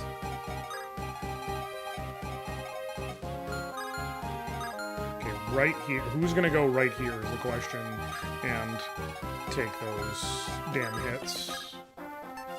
Who has the worst avoid, actually? Because I would like whoever goes there to take a shot. Honestly, Natasha. After Natasha. They all have 31, 11 and 11, 13 and 10. There's 36. What? Oh yeah, because 13. Got 10 and 16. So, Lute actually has the best chance of getting hit, which is, believe it or not, my goal here.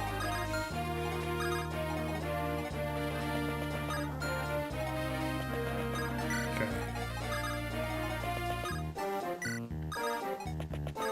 Cool.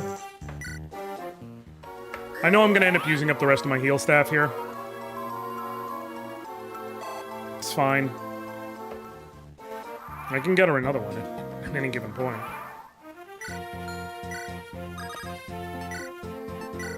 I just wish I should have been smart and bought another one. But... Okay. Lute, you go there. Ross, you go... I'm correct. Ross can go right here. Natasha's gonna go right here to be able to heal on a dime.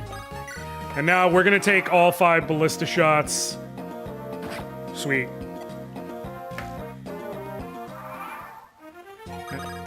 Well, we're gonna wade through all 5 ballista shots, and then we're gonna move forward.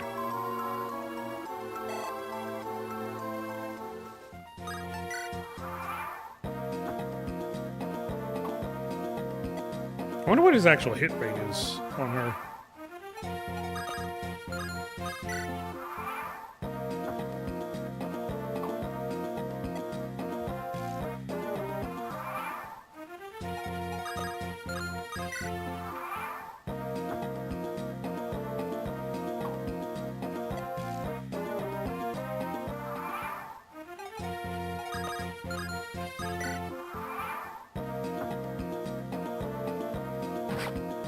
Sweet.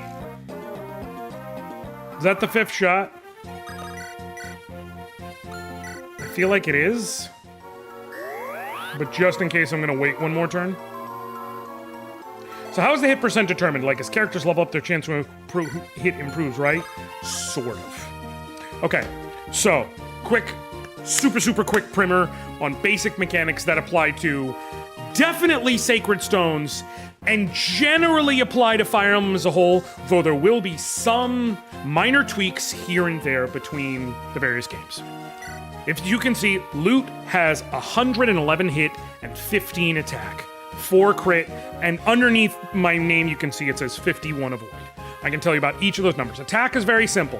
Her weapon, if you look, you see Anima E MT, which is short for might, is 5.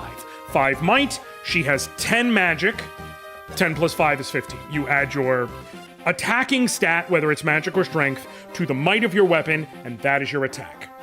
That can vary in terms of when you actually go to attack an enemy, if you have a weapon that does effective damage. So, Eirika was fucking up those cavaliers when I was attacking with the rapier because it's effective. It says effective against infantry. It actually means effective against cavalry.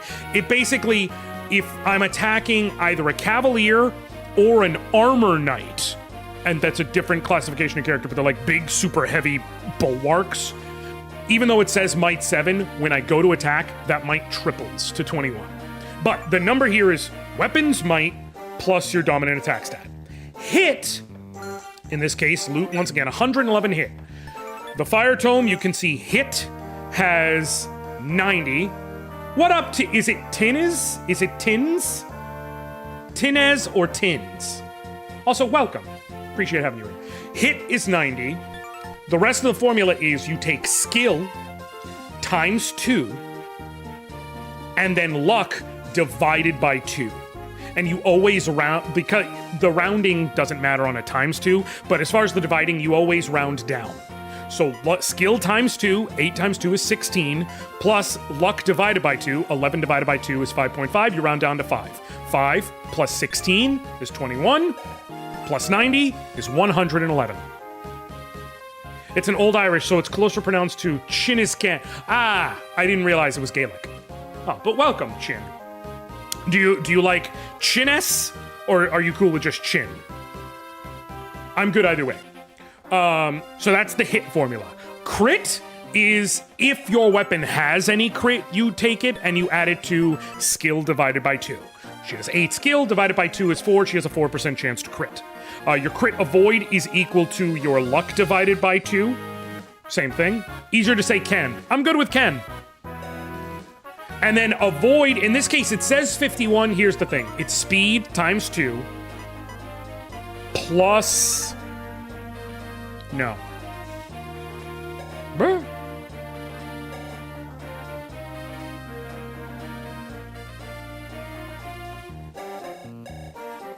No, yes. Okay, I'm not crazy. It's speed times 2 plus luck. She has 11 speed, you would double that to 22, plus luck 11, it would become 33. Hers is 51 for 2 reasons. One, she's standing on a forest. You can look in the bottom left and see defense 1, avoid 20. She takes 1 less point of damage, regardless of her defense or res when taking a hit. She also has 20 additional avoid. That's why it's up to 50. The reason it's not 53, here's where it gets second level. If you look at the weapon options here, Anima in the top left, that's the classification. In the bottom left, Might 5. Range 1 to 2, that means she can either use it in melee or 2 spaces away. Hit 90, we've established. Crit, we've established. WT, or weight, is 4. Her con is 3. For every point a weapon's weight is over a unit's con, they lose effectively 1 point of speed for any calculation. So she calculates her avoid, as well as her attacking speed and everything, as if she had 10 speed instead of 11.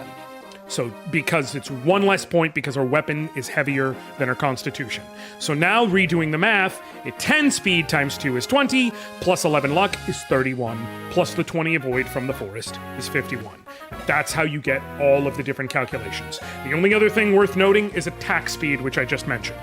Attack speed is the unit's end level stat, which is to say she has 11 speed, but because she is weighed down by 1 point by her tome, she has 10 attack speed. If a unit's attack speed when they get into combat with someone is 4 points or greater than the other units, they attack twice. Whether it's an attack or a counterattack. So she has an effective attack speed of 10. So for any unit she attacks that has an effective attack speed of 6 or less, she will attack twice when she goes into combat. That is basically everything you need to know. The only other thing that tweaks it is supports, which is why her and Ross have been standing together while I've been waiting for things. Eventually, Ross and Loot will support each other. 2 units that are supported, if like they spend time together, eventually it's like, oh, you can build a support. And they literally will have an option that says support, and they have a little conversation. Different units can only support with certain units, to be clear. In later games, they often let anybody do it, but especially in the earlier games, each unit will have a handful of supports. Maybe 3, maybe 5, maybe 7. It'll vary. Depending on a unit's affinity, if you look on the bottom right, that little 3 circles, Loot has Anima affinity, Ross has Fire affinity. They'll get different bonuses based on level of the support. There's C, B, and A. And if they're within 3 spaces of each other, at any point in combat, once they have a support, they give each other a bonus. So like Loot and Ross, because of their support level, for every level of their, because their support types, Fire and Anima, both give attack. For every level of the support, they will each get 1 full point of damage added onto every attack they deal, as long as they're in range of each other. I don't see Seth. Sethless challenge for the Iron Man 2. Ken, this is actually a unique challenge I came up with. I will explain it 1 sec. Let me see your other thing. The vast majority of female classes also have lower con compared to male classes. Correct. The only exception is Cavalier, where both have the same class con. They have the same class con, but in the GVA games, they have a different aid formula. And aid normally for infantry units is their con -1. Aid is like you can literally rescue a unit and carry them with you and then drop them off somewhere else if your aid is equal to or greater than their con. So Loot only has 3 con, she can't pick up anybody. But Ross, he has 10 con, he can literally pick anyone up and carry them. His skill and his speed get halved while he's carrying them, but like if you need to get someone out of danger, you can do that. If you need to move someone further away, you can do that. Cavaliers have a different formula, which is they get their con, their aid is 25 minus their con. For female Cavaliers, it's 20 minus their con. Why? Misogyny. I don't know. There's no valid reason. That has changed since the Game Boy Advance, by the way. They don't do that shit anymore. But that is a thing they did during the Game Boy Advance. Women are just worse at rescuing than men. And it's just misogyny. So Loot has a hit percent of 111%, so she cannot miss. No, so what it is remember, I showed you there's both hit and avoid. You take hit minus avoid, and that's your chance to hit. So Loot has 111 hit. This dude has 25 avoid. It's underneath. Let me move my thing here so I can... This dude has 25 avoid. So if she goes to attack him, it'll be 111 minus 25.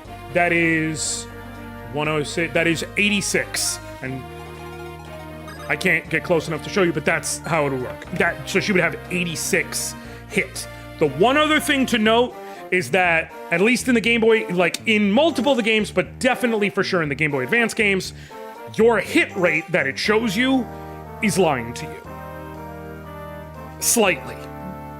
What I mean is, that's what we call displayed hit. The true hit rate is slightly different. The reason why is because the way the Game Boy Advance does the chance to hit is there's a whole random number string. It pulls 2 numbers, averages them. And if it's below the displayed hit, you hit. But as a result, because it's 2 numbers, technically everything below 50 has a greater chance to miss than what it says. Everything above has a great... Yeah, okay, cool. So that's... Basically, there's a lot of math. Fire Emblem is autism the game. Anyways, Ken, if you hit exclamation point Nuzlocke in chat at any point, like you will get the rule set. But basically, I am doing a Fire Emblem Nuzlocke. I don't know why it didn't pop up. I'll just explain it real quick, because even in the thing I say I'm willing to explain it. I'm doing a Fire Emblem Nuzlocke. A lot of people will be like, oh, so it's just an Iron Man. No, because while Pokemon Nuzlockes do have when a Pokemon faints, it's dead, that's only one of the 2 pillars of a Nuzlocke. The other pillar is you can only catch 1 Pokemon per route. Okay? So the way I do that is I can pull up here so you have it. I have Serenus Forest up in the background. So basically, whenever it comes to a chapter where I can get someone, I roll it up and I go, okay, cool. So like in chapter 3, Namie and Colm, and then I pop over here to the spinning wheel, 2 numbers, cool. If it would land on 1, I get Namie. If it would land on 2, I get Colm. And the way I decide to make it unbiased is literally just reading from the top down. Namie is 1, Colm is 2. Arthur is 1, Lute is 2. Now, you can do this in multiple games. The first time I ever did it, I did it in Binding Blade. I tweak the rules slightly per game, and one of the tweaks I've made here in Sacred Stones is I add Seth to the Chapter 1 pile alongside Franz and Gilliam, and I add Vanessa and Mulder to the Chapter 2 pile alongside Ross and Garcia. Vanessa and Mulder, because you get them between maps, and it feels like it makes more sense to add them to Chapter 2 as a result, because otherwise the unit you roll for in Chapter 1 you may not be able to use at all. But Seth, because the way I do it is you're allowed your Lord, because that's your starter Pokemon, and then even from the first map you're allowed to roll, because you can still get a Rattata on Route 1. But Seth is the only unit available with Eirika in the prologue. You clearly know Fire Emblem, so you know as well as I do, Seth is arguably the single strongest character in the franchise relative to his game. It feels wildly cheap and unfair to just guarantee I get both Eirika and Seth. Come on now, you can beat the game with just those two, if you're good enough. So, I added him to the Chapter 1 pile. I actually got Franz. I got really bad luck last map, so Franz ended up dying. He's my only death so far this run. And then the only other tweak I do is I allowed Vanessa to rescue Ross in his map because he starts damaged. If he didn't start damaged, if he started with his full 15 HP, I'd been like, okay, he can possibly do heals, and Garcia's there, and so there's a chance if I rush, I can get to him. But because he starts damaged, he's literally one hit away from death. There's basically nothing you can do. I said, no, I'm going to go ahead and allow Vanessa to specifically rescue Ross, and then she runs off into the corner. She is not allowed to rescue Garcia. Garcia just runs around. But outside of that, the other thing I was allowed to use because it made sense referential to the thing is during Chapter 5X, Ford is allowed to hold, because I rolled Kyle, Ford is allowed to hold all of the excess shit you have because you don't have convoy usage, and he's allowed to hold on to it until we reunite in next chapter, at which point he throws things in the convoy and then he can't do anything else. Outside of those exceptions, you cannot, at any point, use a character you didn't roll. So you can't use them to bait hits, you can't use them to visit villages, you cannot use them to ferry or rescue other characters, nothing. Can't use them to hold excess items, they're nothing. They're just there. You can afford, I had him last run, and Ford was actually doing decently, but then the run went sideways, and it ended. Okay, how am I gonna do this? I think smart money. Okay, cool. So who's gonna pull most safely? Only one of you is gonna be able to attack. Well, two of you actually. You got 15 and you have 7 rest. You'd take 8. Actually, -1 from the forest, so you take 7. You've got 13 attack and 12 attack. Let's just go with 13. Take 9. -1 is 8. Okay, so you'll be safe. You can't, and none of you can double. She can't double back, but neither of them can double. So she can safely pull one of them for sure. And then what I can do is Colm's gonna wait right here.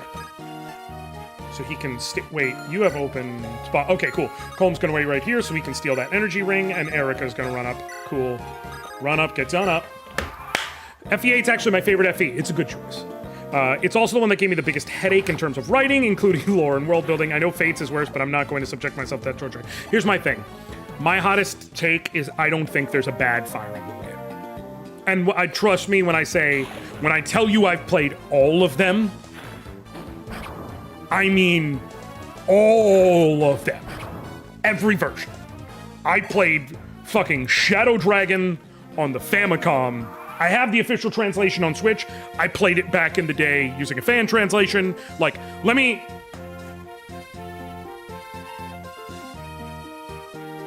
That's the Engage Divine Edition. I need y'all to understand, I'm not new to this, I'm true to this. Okay? I understand Fates has problems with the writing. I'm not gonna sit here and act like it's perfect at all. Okay? It's not. It has issues. But I like a lot of what Fates was trying to do, even if it didn't necessarily succeed.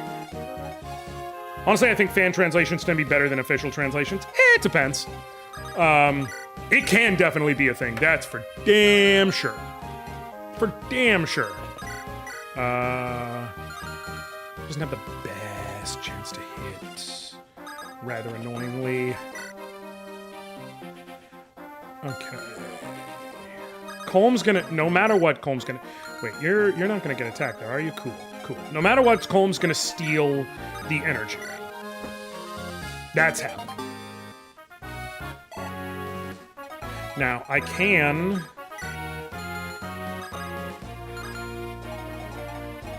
I think the smart thing is have Eirika 10, who's 25. The rapier get the kill? Not quite.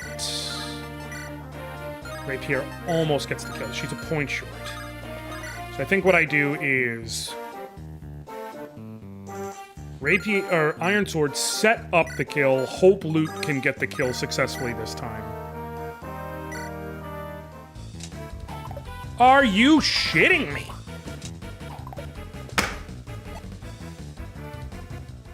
Did I just happen to run into the world's strongest fucking mercenary?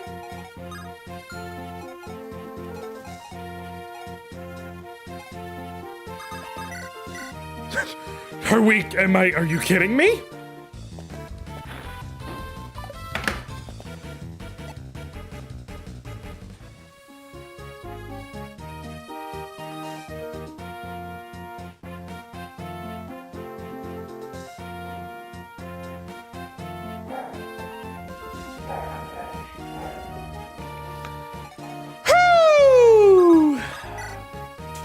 I'm not mad. Who's mad? Why on God's green, ever-loving motherfucking earth would I be mad about anything ever? Suck my dick. Cool. All right. Homeboy's probably going to attack Ross, is my hope. The only way this goes super duper south on me, essentially, is if they both decide to attack Colm. I don't think that will happen. And they both hit. I haven't sat here and done the math. There is a theory, like, Colm has 4 defense. Wait, no, you've got 13 attack and 12 attack, right? Yeah, okay, they still can't kill. So we're fine. I probably should heal Eirika. Because, like, the one worry would be if he attacks Eirika, Eirika somehow gets a kill, and then the other one attacks. Even then, I still don't think she can die, but just absolutely sure. But he can't die, so it's fine. Colm, thank you! Thank you! Looks like the god can bleed. You've heard of 313 Archer, now get ready for fucking Chapter 8 Mercenary. God damn!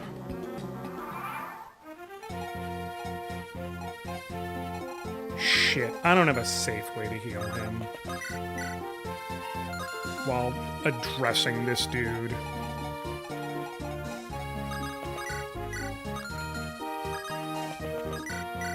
You don't get the kill shot on either, though, unfortunately. But you can get him low. What I could do is... she can get the kill. I never actually promoted Colm. Ocean seals are a very rare item. So you get one automatically for sure. The other one you wouldn't get until chapter 14? I want to say 14? Right? Or 15? The one that's where you get, I think it's actually 15, excuse me, Ruled by Madness, if I remember correctly. Where you get the member card and Renek. You can get another one there. Unfun fact, the vast majority of recruitable magic units were nerfed in localization because of reasons. Oh, I'm aware. They did some very stupid nerfs. See also the concept of, hey, let's be real. What if we just made Super Journeyman really, really, really fucking suck for no reason? Okay. I guess you can do that.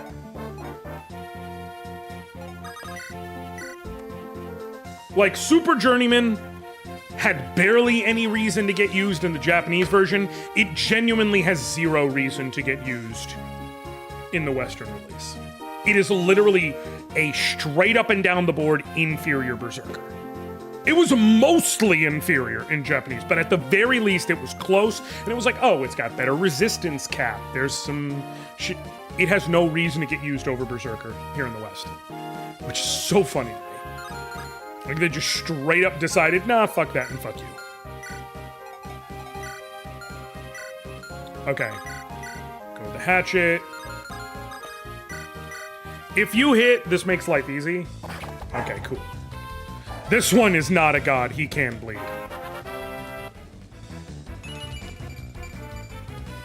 Solid. I would like more speed, but he's got solid stats all around, and at least he's not skill screwed, so I'll take it. Who are you growling at?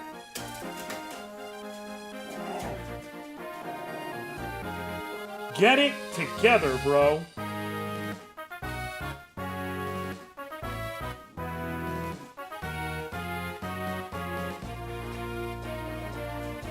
I take the skill because axes have low... Correct. And his high con does help balance things. Like, he'll have a high enough con that I'm not worried about getting weighed down, especially on promotion. So if he has even decent skill, he'll double them. Or decent speed, he'll double the majority of things. Okay. I think the optimal play here is loot. If you get the kill, which you most likely will, then Eirika can go around here and go at this soldier and possibly take him down. And then I can heal Colm and not have any issues. Like, not have to worry about involving anyone else in combat. So loot, do the work. Cool. Now, Eirika, I understand I'm apparently sending you up to battle against Disco Jesus, but I'm gonna need you to put in some work here, girly girl. I'm gonna need you to figure it out.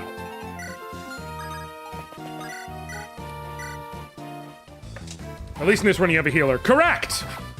Correct. We did not have to deal with unlucky shenanigans and then also have to deal with the result of, you know, Joshua terrorizing the earth. Resultant from those unlucky shenanigans. Okay, cool. I can heal people now and get shit set. Sweet. So... you heal...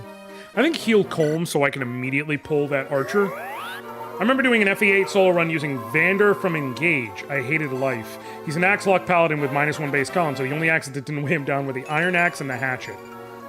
An FE8 run using like, did you use, like, what is it, FE edit to, like, just add him in? Or did you, like, tweak the base stats and growths and everything on someone like Seth?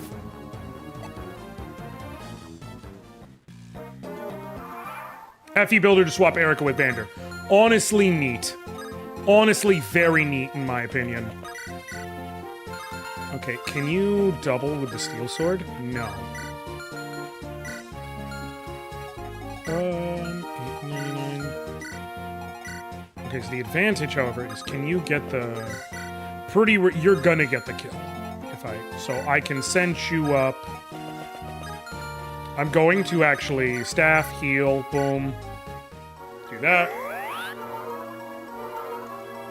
Reminds me, what's his name? Is it Kratos VN? If I remember correctly? I want to say it's Kratos VN, who has a whole series on can XYZ characters solo. Solo the Sacred Stones. Inspired by him. Okay, so we're same brain. Same brain. I was like, it's just like what he does.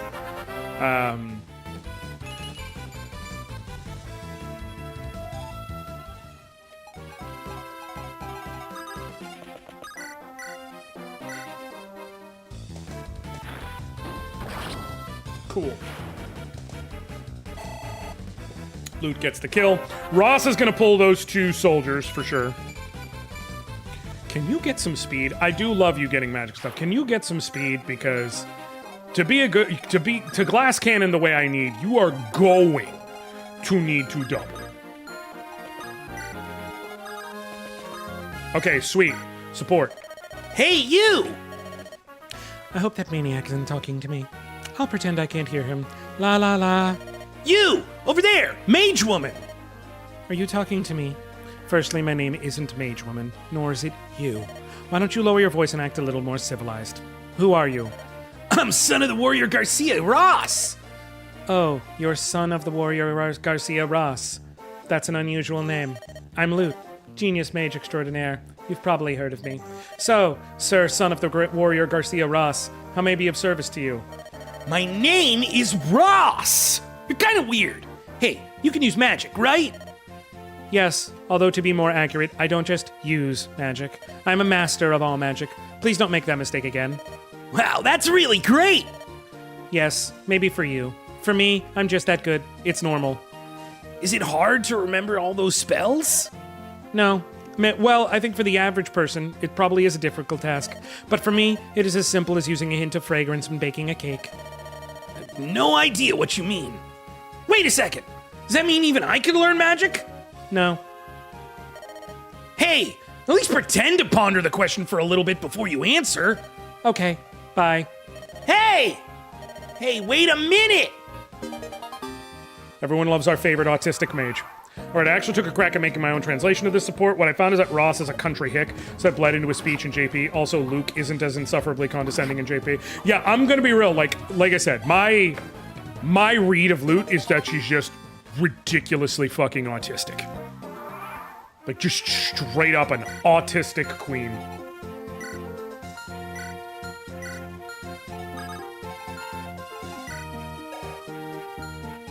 Honestly, Colm may end up getting the damn energy ring at this rate. Okay. I believe I can buy heal staves in battle preps. So yeah, so I'm gonna allow myself the same thing as usual, which is, I am allowed to, basically, I'm not gonna sit and boss abuse, but up until I get to the boss, I am allowed to top off everybody real quick. Just to maximize Natasha's experience a bit. I will definitely early promote her, not sure if it'll be quite at level 10. I may just go with having her promote when I get my second guiding ring. Because there's no real competition. Oh, listen, like I said, autistic queen, and good on her. For just not having the capability of mincing words. She just is like, no. Next question. Oh, this is where I can point out the change. So remember before she had 111 hit, now she has 116 hit. Also, you can see 5 might and 11 magic. She should have 16 attack, she has 17 attack. Why? Because I just supported her with Ross, and they're within 3 spaces of each other, and hers gives full attack, full hit, half crit, so 2.5 points, but again, it rounds down, because it's 5 point. Basically, it takes each half of what things give and adds them together. Anima gives attack, when they give it a stat, they give like 0.5 attack. So the 2 halves together, if they both give attack, give a full point for each level. For hit or for avoid, or for crit or for critical avoid, it's 2.5 points. For attack and for defense, it's 0.5 points. And then you add it together with the other person's affinity, bonuses, and boom. And you can scale that for level C, B, and A. And you just multiply it times 1, times 2, or times 3. Now I'm referring to how they localize her. She doesn't talk down on people in JP. For some reason, localization added condescending words to some of her dialogue. My best guess is that whoever was translating thought thinking yourself greater than others equated to putting everyone else down, despite those two not being the same things. Could be. Listen, localization can be a whole ass thing.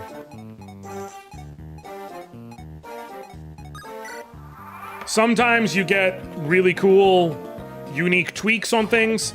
Sometimes you get, oh, my husband was a big fan of various rock and roll groups, So I decided to name all of these Mega Man bosses after rock and roll, you know, legends.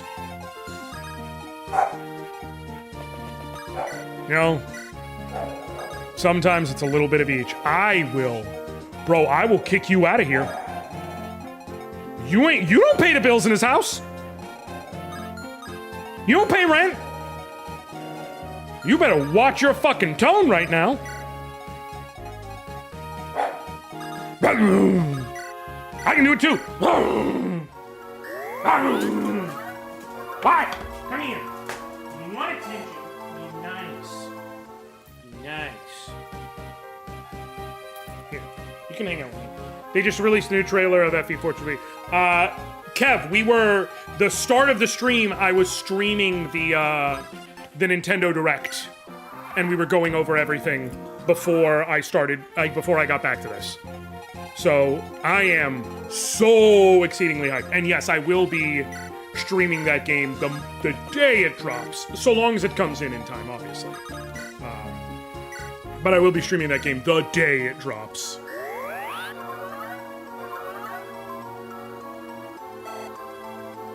Cool. Okay. 10, 11, 10, 9. Cool. And then they're all healed. Cool. So she's just gonna get the healing off of whatever these archers do. And then off of, like, whoever first attacks Torado. Not Torado. Whatever his face is. Torado is in the next map. You gonna be nice now? I'm fine teaming up with you, but you gotta be nice. Can't be mean. Sure. You know the rules. Stop trying to lick me in the mouth. You know the rules. You know that's against the rules. I give you so much leeway. Why must you insist? My least favorite localization is adding modern politics or culture things to replace what was actually said, such as randomly adding something effective. You know how the patriarchy is when what was actually said is, yeah, it's pretty busy out there. Like, can we just have faithful translations? Here's the thing. I need you to understand this. I am a very left-leaning person in a lot of ways. That's right off rip. But second of all, even beyond that, it basically boils down to, I think it depends. I think it's a nuanced thing. Because very rarely is the thing that stark. Very rarely is it, oh, we just added a thing where there was literally nothing. It's more often than not, they're taking the basic of what something said and extrapolating upon it. The problem is, very often the response is, okay, well, that's not, what's the word I'm trying to go for here? That is not, not honest to the source material. Accurate. Could not think of the word accurate. That's not accurate to the source material. The problem is when you get a literal translation, a lot of times people complain because if you just, the nature of the nuance, Japanese language has a ton of nuance. Not so much in the words, but in the way they are used, often in the specific kanji used. So if you just do a literal word-for-word translation, you often lose a lot of the soul. You often lose a lot of the meaning. Because they actually do mean more than what the words are saying. So a lot of translation, and more specifically of localization, is in finding... Yeah, sometimes I just don't remember. A lot of the specific localization is in finding what it's trying to say. Now, sometimes things do go left, okay? Where...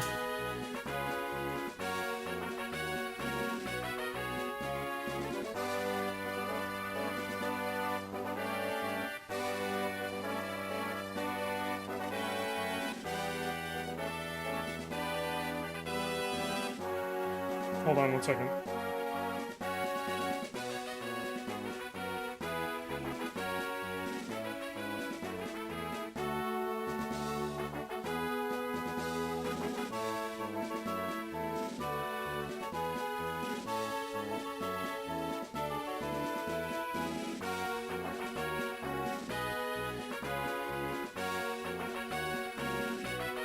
Okay, cool. Anyways, there is times when it goes left. I think a good example is there is a well-known translator who / localizer who did tweak even the intention / meaning of some of the stuff that was worked on, known as Jello Apocalypse, who I liked a lot of their work, but like literally basically came out and said, oh, I didn't like what was originally written, so I added new things. Can that happen at all? Yes. Does that happen? No. And what I mean is not it never has ever happened ever. What I mean is it is not a regular enough thing that it can be like, oh, this is a scourge on the industry. Like, that's not what it is, okay? It's just, there's one or two instances of it having happened.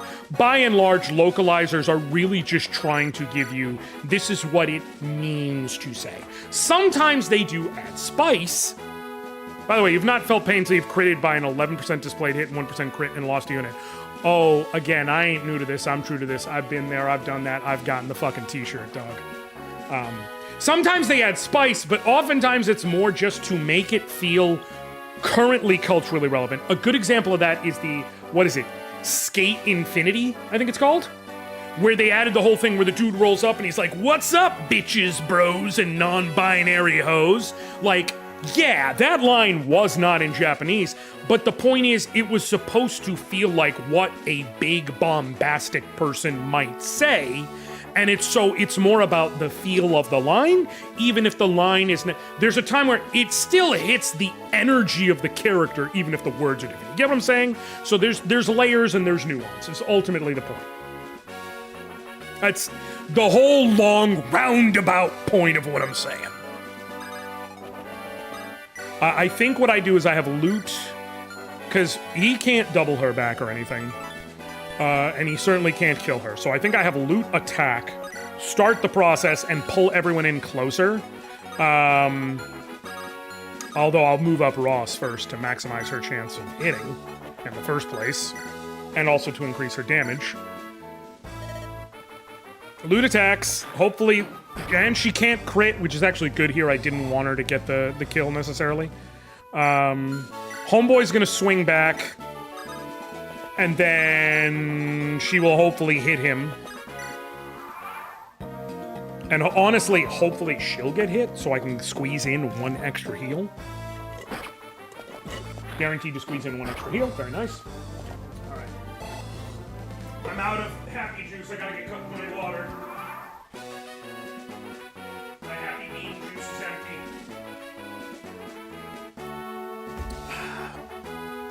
Okay.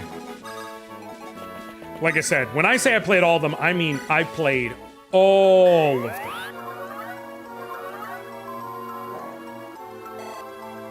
I replayed Thracia just this year.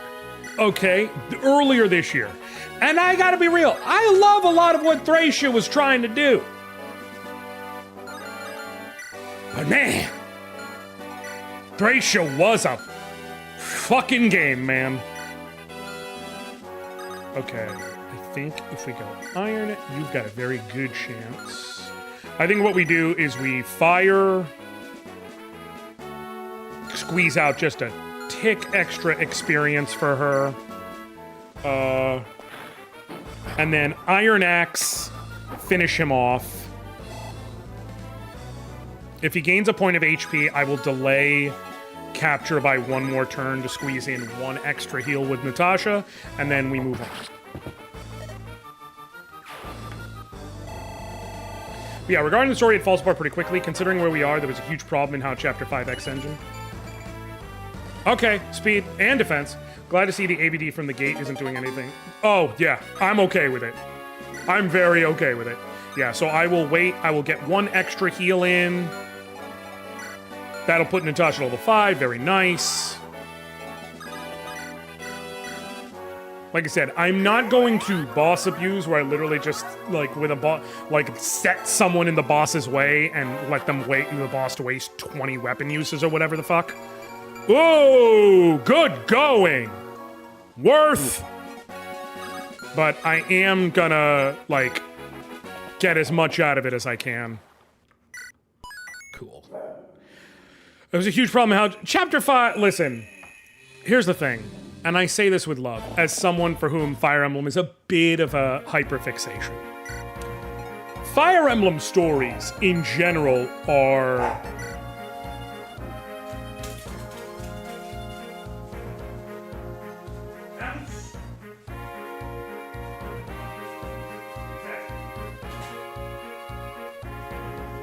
He's kicked out. He can go downstairs. Cool. Okay. Items, Natasha, Armory. Can you buy? Yes, cool. Heal staff. Loot is gonna buy... I don't think I have or can get an extra fire tome in this chapter. Let me double check, make sure I'm not crazy.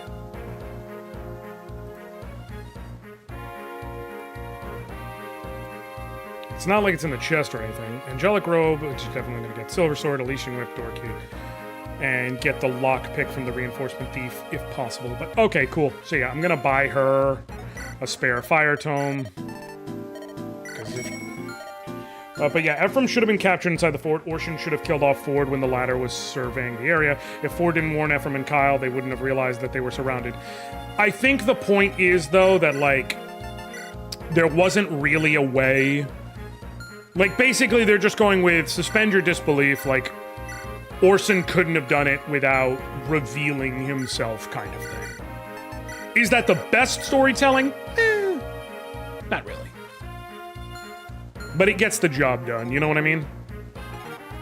Okay, I think I have a spare Iron Axe. Let me just make sure. I do. Okay, Iron... No, he was away from everyone else, but basically it would have been, oh, I'm gonna go with Ford. Okay, wait, so you're gonna leave Ephraim with just Kyle? Like, and then if he comes back and he's like, Ford died. It's the same thing, you gotta remember, the flip side is like, the reason why Seth sussed out Orson, none of this is adding up, wasn't just the why are you concealing a blade in your doublet, but it was, why did you leave Prince Ephraim? Because, like, that doesn't track. That you got out by yourself and left Ephraim. So this would have been the kind of the same thing. You're telling me Ford died and you made it back?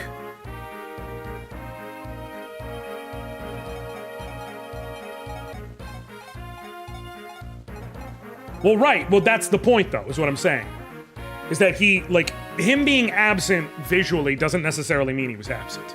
That's where you gotta, like, fill in gaps, kind of thing. Also, 1, GBA, and 2, like I said, Fire Emblem don't always got the best storytelling.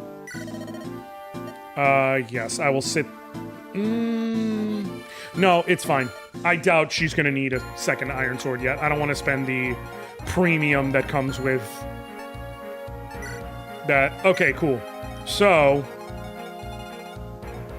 send Ross right here. Loot with Ross is 18 attack.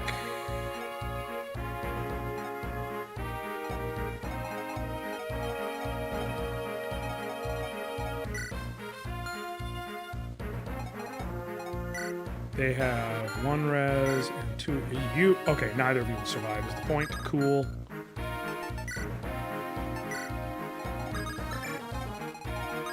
I thought people just played FE for the waifus and husbandos. That's the great thing, noob. They do.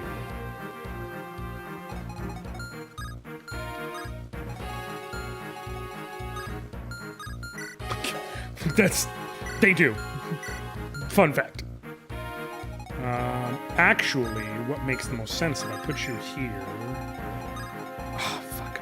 God, I wish I had a cavalry unit. I was gonna say I can kill with a hand axe and then set up for you. I like critiquing and improving the games I like. Oh, for sure. I could tell. Johanna makes no sense being as poor as it is, considering it's half a desert that should have salt mines. Oh, that is just like... That is literally just hand wavy. You know what I mean? That is literally just, don't worry about it.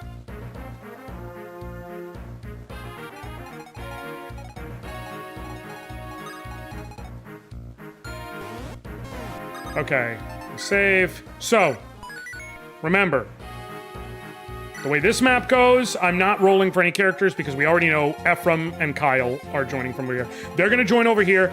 Ephraim and Kyle are allowed to fight. Ford can't. But I do believe there's eventually reinforcements from this bottom left corner, or am I making that up? Yes, turn 5. So I can't just tuck Ford into the corner like I would like to. I have to fight my way this way and then eventually shove Ford over to this corner.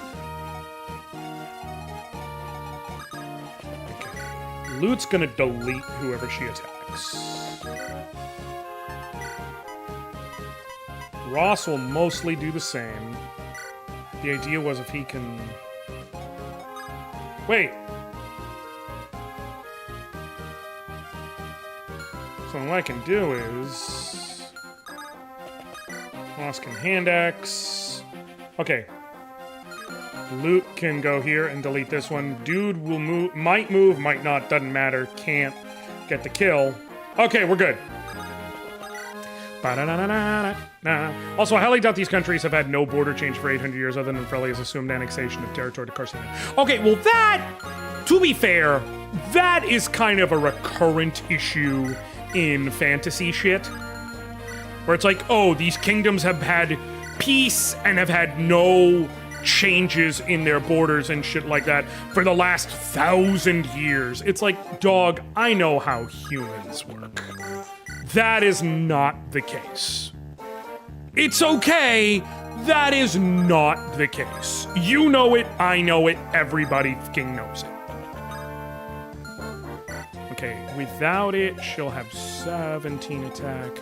We've got 2 red. Okay, cool. I just need to make sure that even without Ross, she's good to move north and blast that dude. Yeah, that's just a fantasy issue.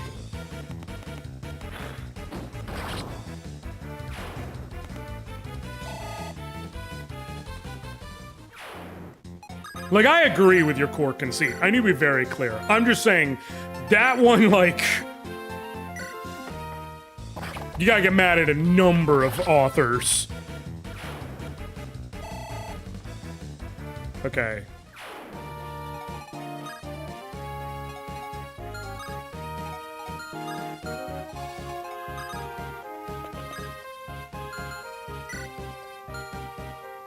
I think we put you here. Which now means you're guaranteed safe if I put you there.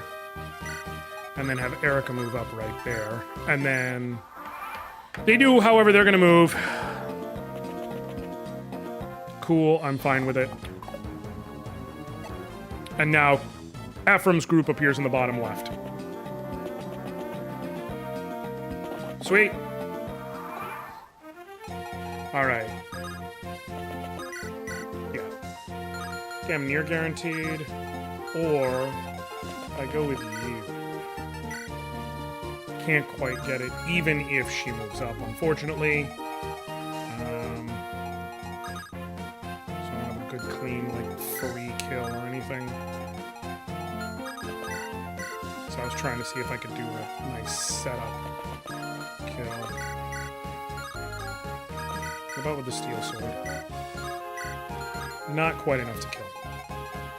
I'm actually working on a rewrite ROM hack for FE8. It's not going to be done anytime soon because I'm still doing a bunch of research, including reading the light novels for FE8. Fair. Listen, that kind of shit's always fun. Being able to be like, okay, but what if the story was just, you know, better? Okay, actually, let's do it this way.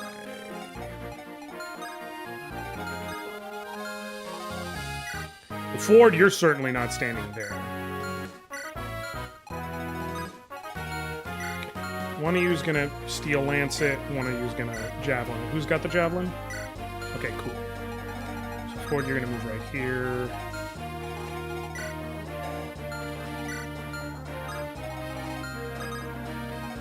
Cool. Kyle right here, holding the steel lance. And then Ephraim right here, holding the javelin. Cool. And you're gonna wait there and pull them. No issues. What if the story wasn't rushed as all heck and written like a cutthroat shonen jump manga? To be fair, I would be a fan of shonen jump manga. But yes, I get your point entirely. That's just me being a dick.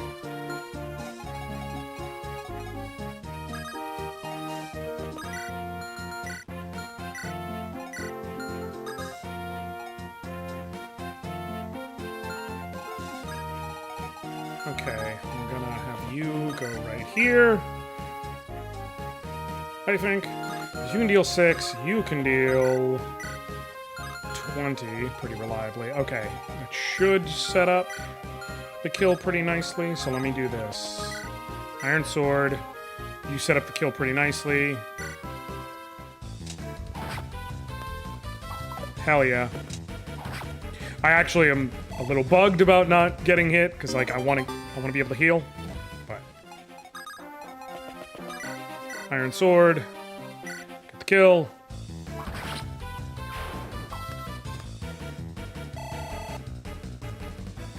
Just barely not enough for a level, so it's fine. Guess I can... Fire, you're most likely getting the kill. Hell yeah. Hell yeah.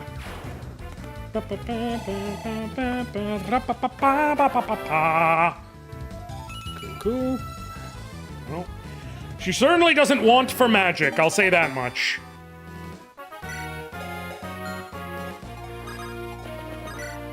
Next, I guess I'll just pull Natasha close in here. I also moved around recruitments to make better availability for characters. Basically, I moved Ewan, Marissa, and Amelia to Chapter 5, and Cyrene to the Root Split.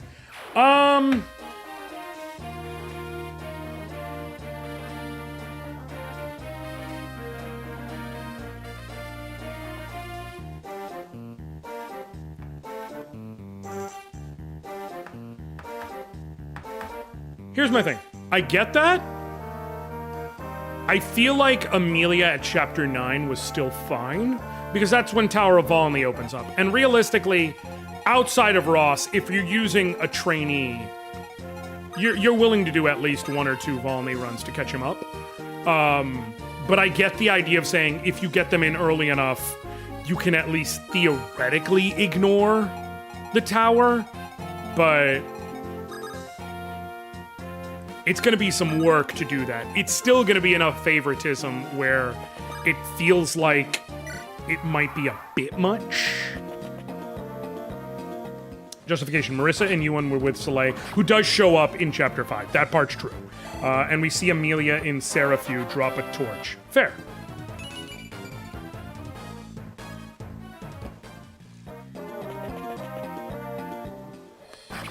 Like, the storyline reasoning does make sense, to be clear.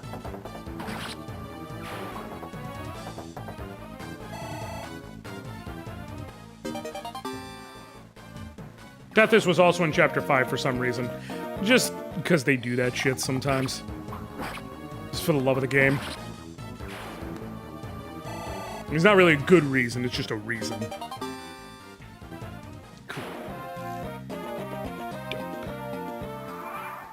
Cool, and then I'm not gonna go north into Death Palace just yet.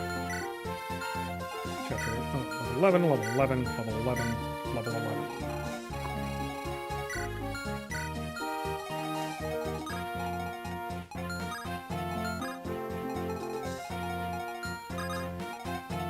Kyle goes right here. Do they have any vulnerary uses left? They do. Sweet.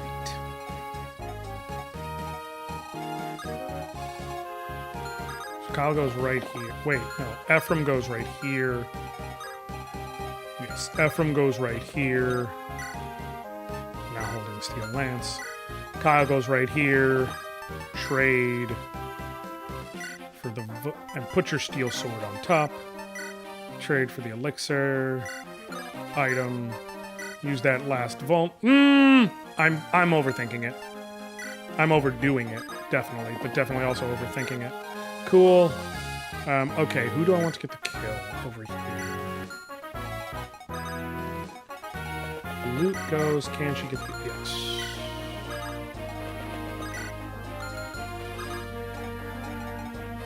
Can she guaranteed get the kill?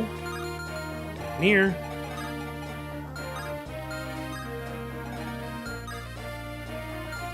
Okay.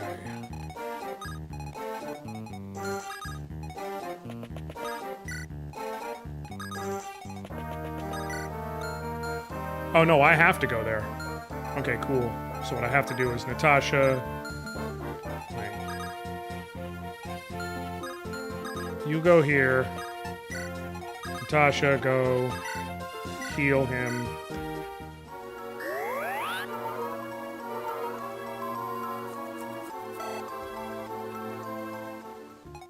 I love FE Games' tendency to be like, yeah, this character was just here. Why? That's the reason. Just was. Biggest change I'm doing is making so that both routes actually feel like they could reasonably happen concurrently. A lot of chapter changes and world map changes to make Grotto Keep's location make sense, and more actually strategically intelligent Ephraim and Enos. The one pushback I'll give you, I don't know that you should mess with Inez in terms of, like, strategically intelligent. I actually do think Inez shows his strategic intelligence. I think the problem with Inez is he shows his group is outmatched. So, like, for instance, going with Chapter 10 in Eirika route, you show up and he's, like, pinned down in a fort with a couple of mercenaries. Well, most of their troops, because they were pinned down in Carcino, he took a defensive position. That's exactly what you should do strategically. Set himself up to where he can, like, use his archery to handle them, so on and so forth. It's just eventually, through a protracted siege, his troops have worn down. And then he's like, yo, you two can go. But he does it in a brusque way, and he tries to play it as like, oh, you'll just get in my way.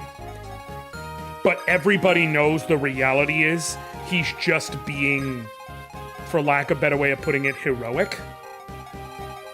And he's basically just being like, no, I'm not allowing anyone else to die on my watch, kind of thing. But the point is, like, he doesn't really have a ton of opportunities to show his strategic ability. Like, oh, I see what you're... So basically just having him pop in and advise kind of thing. Okay, cool. Then I get what you're saying. I was like, the few times he's talking and it's anything war-related, he clearly knows his shit. But I get what you're saying. You're basically saying, like, have him speak more in points that'll show it, which makes sense. Okay, I need to have this... Ephraim's gonna need to get some experience, for sure. I mean, as is, Eirika, but those two are going to get a ton of the current experience because at least one of them, and I won't know which until we finish here, is going to be part of the route split. Or is going to be gone because of the route split. I'm actually going to hold on to the vulnerary then because of how I have this set up. It very well may be unnecessary.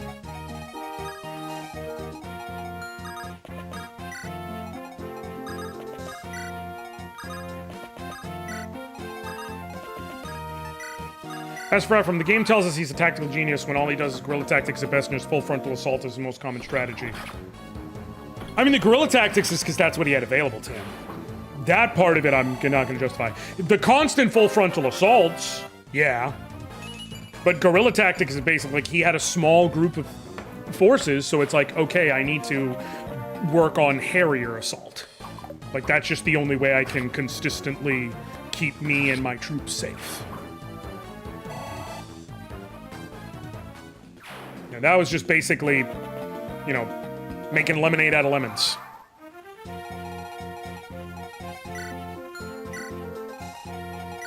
$11, $11, $11, $11. So, Kyle, if you go here and steal sword, you can likely get the kill.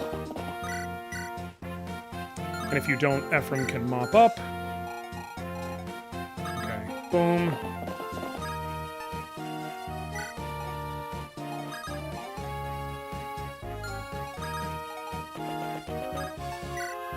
Definitely need you as close as possible. And then do the best I can with... The extra turn together is not worth hanging loot back in extra space. Yeah. Let's go with the... Well, actually, probably with the iron sword. I'll still get the kill. It's far more likely I get the kill. See that impenetrable fortress? We're breaking down its front door. Yeah. That part I get. Like I said, the full frontal assault, I get, and TBH, I agree. Like, the guerrilla tactics, though, make sense. Like, the whole thing with, not Renval, but basically the whole thing where it's like, the enemy least expects us here, so we're gonna show up where they least expect. With our small number of troops just harrying the enemy. That part is like, okay, there is some strategic logic to what he's saying and doing there. If your goal is just essentially the survival of the troops. Do you have any? You do have a javelin here. Okay, Ephraim can do some work real quick, that's for certain, if I so chose. And he can solo shut down these MFs. You can go there.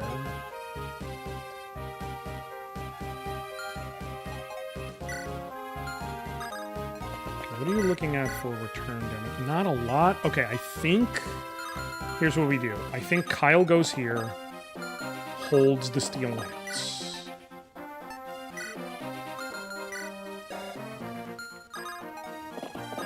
Ephraim comes down, kills this dude, and then those two even combined can't kill him.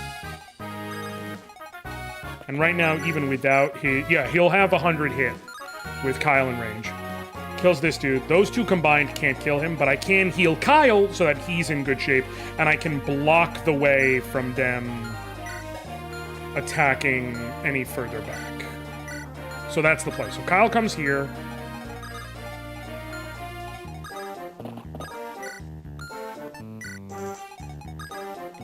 Natasha comes here. I'm going to use the mend staff.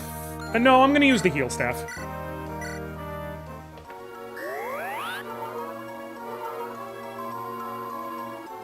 Check the south, the west/southeast side of the map. Oh, the water? What about it? The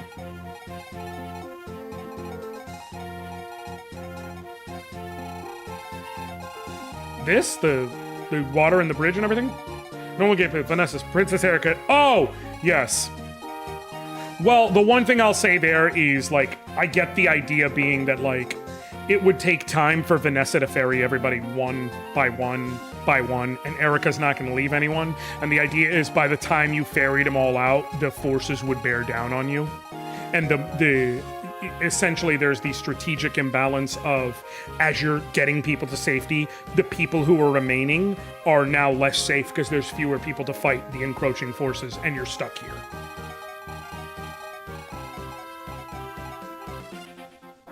Also, there is the whole thing where, like, you know, it's probably going to take a bit to get a guy onto the Pegasus, because remember, canonically, Pegasi are like, no, we don't like men.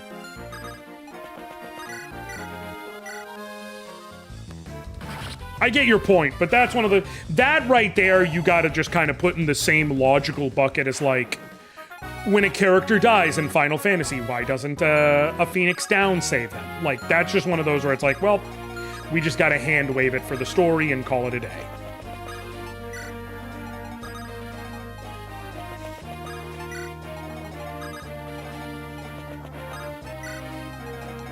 I'm gonna put Calm right here. Well, actually, maybe?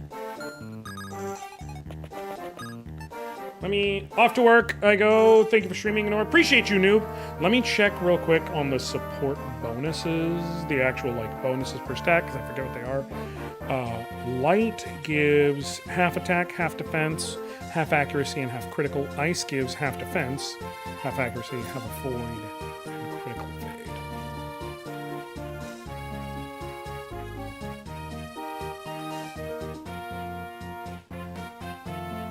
I think a B rank between, at least a B rank, if not an A rank, between Kyle and Colm might be a good idea.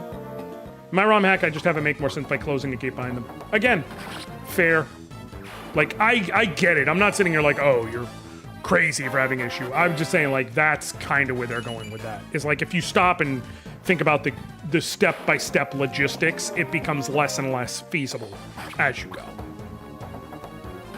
Cool. Reagan life is badass. Truly. Okay, now Ford's gonna go tuck over here in the corner, because he's out for the remainder of the map, and for the remainder of the run.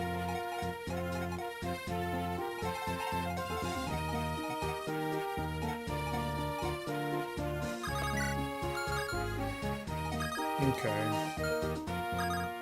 I'll put Kyle right here. I'll put Natasha right here.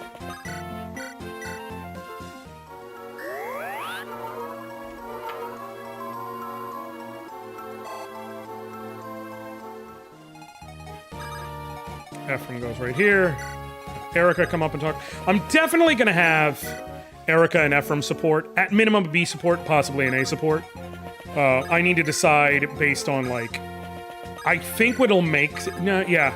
Because, like, I am... Essentially, I cannot... It is impossible for me to lose this support. Which is why an A support makes sense. It's also a fast support, if I can get it going. But the thing is, I'll have time with Kyle and Ephraim. Or whatever, if that happens. I don't know. I don't know, man. I want to put, like I said, a bunch of the experience on Eirika and Ephraim, because I don't know who I'm going to be stuck with for a bit.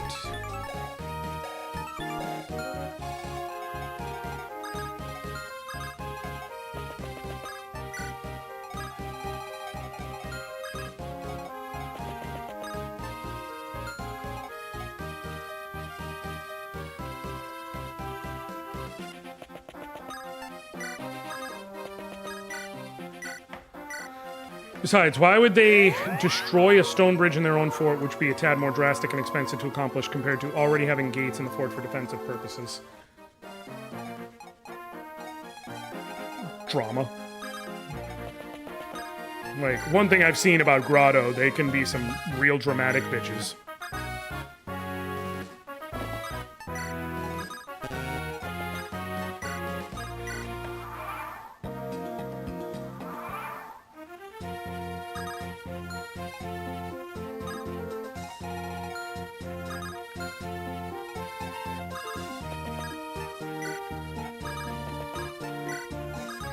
Like, Grotto can be dramatic as fuck.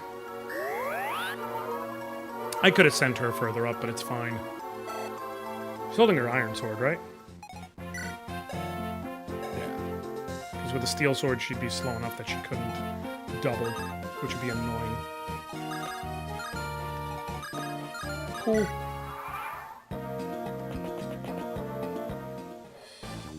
Ow.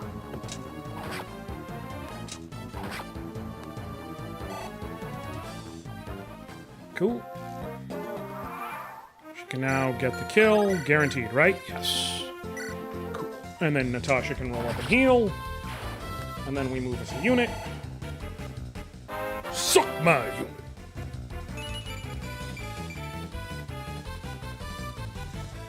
I was watching a clip and it was talking. It really is true. 1, 2, 3, 4. Oh, she's a fucking spot short. If I had moved her up one further space, we'd be fine. So I'm gonna... It was some people talking about their favorite line in Tropic Thunder, but it's when Robert Downey Jr. is about to take the map from Ben Stiller, but he's doing it was like, "You looking real shredded, man. You looking more cut up than a julienne salad. Got any tips? Give me that goddamn map." And it's just, it really is one of the best fucking lines in that movie. Okay, we're gonna view here, view here, view here, view here, view, with you. Eirika and Ephraim are going to do a ton of the heavy lifting. Not necessarily all of it, but a ton of it. Because they're the ones who I can guarantee at least one of them will not be able to properly continue gaining experience. I, however, cannot guarantee which one it will be.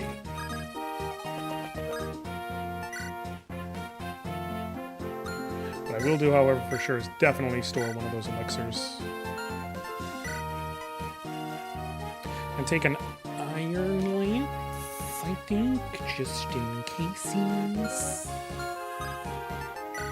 Trade. The elixir at the bottom, because I just like that. How much does it weigh him down? 5 points of speed. Yeah, that's why he needs at least an iron lance on hand.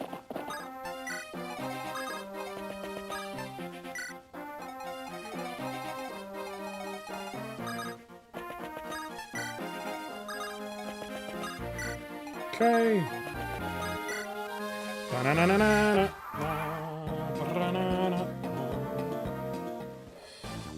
Bam. Get his ass back.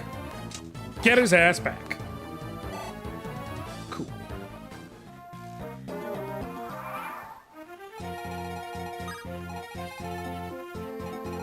Oh, you have a longbow, that's right. So I can put whoever I want to take the hit. So putting Ephraim to take the hit might be wise.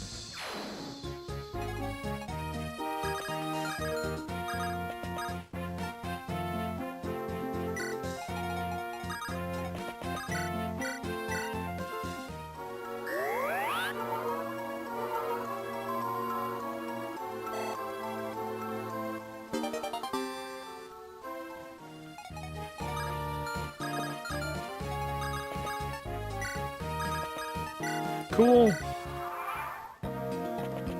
Oh, shit! Forgot to factor that in. Wish he was holding his iron lance. Like, with 2 attacks coming his way. He'll be fine, but, you know, it's gonna be annoying. Okay, cool. Can you get the kill without having to endanger yourself? No. Oh, with Regan Life you can. I can... No, I can't.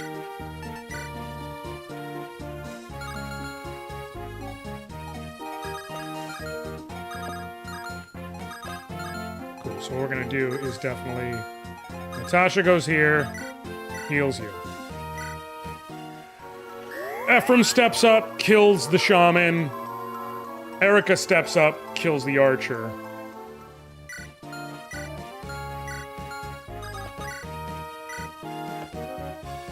And then move everybody up associatedly.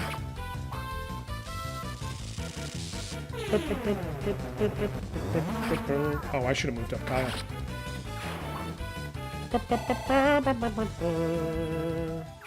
I guess it doesn't really matter, but it is a tick annoying. Sword. Can she go with a steel sword? She can. Possibly worthwhile. No, I'll use the iron sword. It's fine.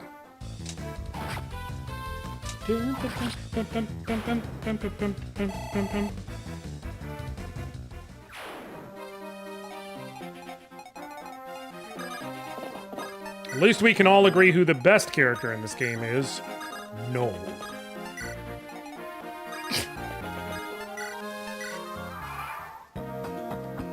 Whoa! I did not realize you could move. My bad. My bad. Okay, 1297, 1274. That's fine. Well, you about to blast this motherfucker off the face of the earth.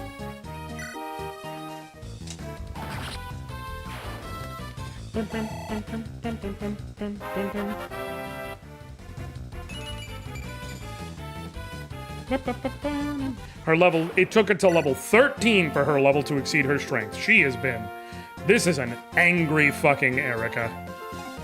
who is ready to exact vengeance on this earth.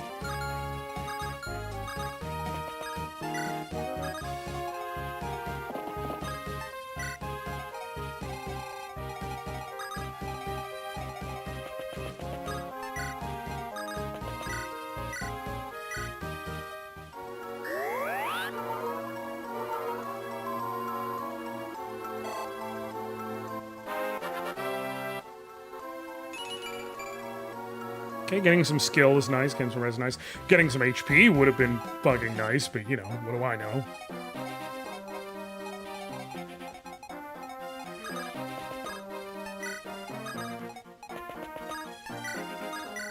Cool.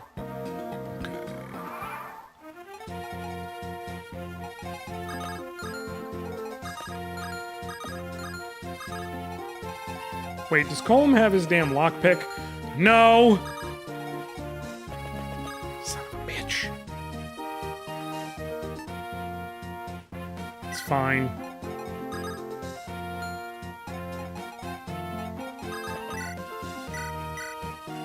Cool.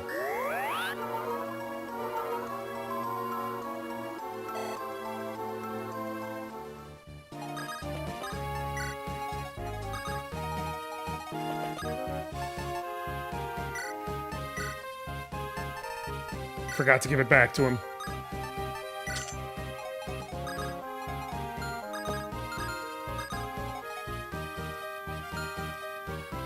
I'm gonna leave Kyle there. There's a very specific reason why. And it basically boils down to, again, if I go Eirika's route, Kyle already having to be the B support with Ephraim. Because I know it's going to be BA with Ephraim and... for Ephraim with Kyle and Eirika. I don't know which order it'll be yet, but the point is, already having that B support knocked out will be helpful.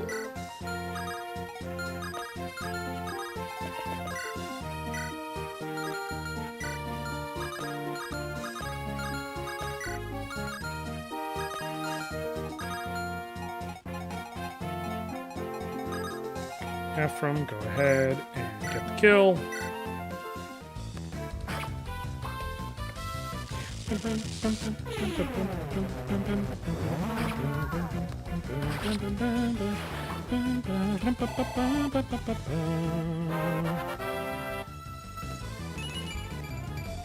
Hell yeah, bro. Love it. Love to fucking see it.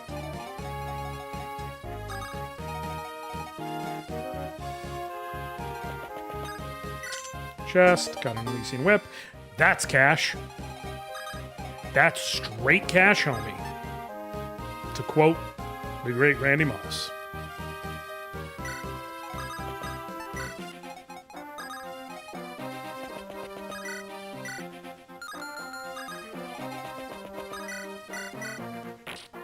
Set that up.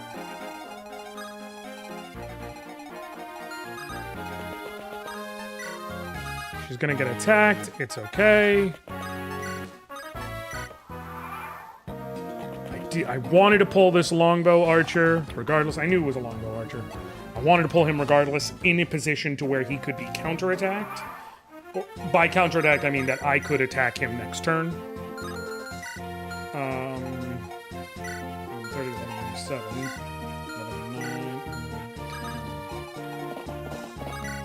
He doesn't have any way in which to...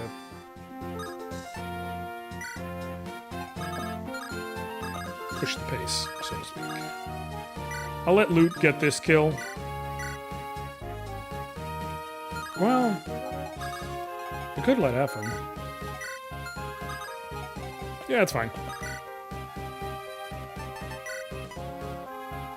Javelin. Ow. Hi, Willow! How are you? I miss you. I need to send... I was literally thinking about you just, like, 2 days ago. I needed to... And I was like, I need to send Willow a message and say hi. So, apologies for not sending it before now, but hi! See? Mind link.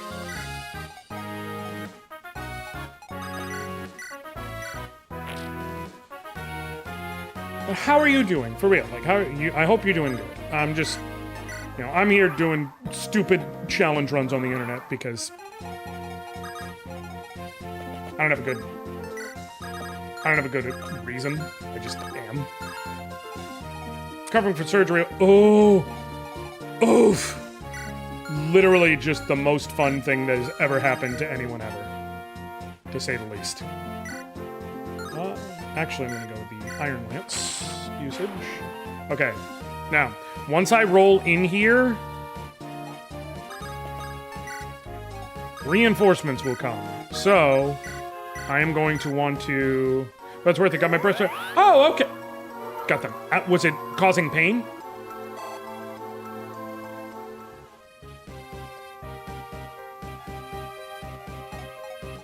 / done incorrectly or something along those lines? Obviously, only share whatever you're comfortable with.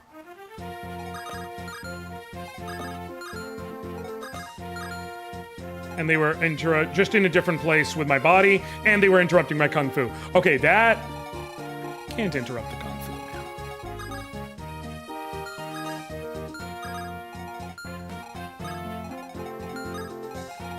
But no, well, I'm glad that you got them handled and that you're happy.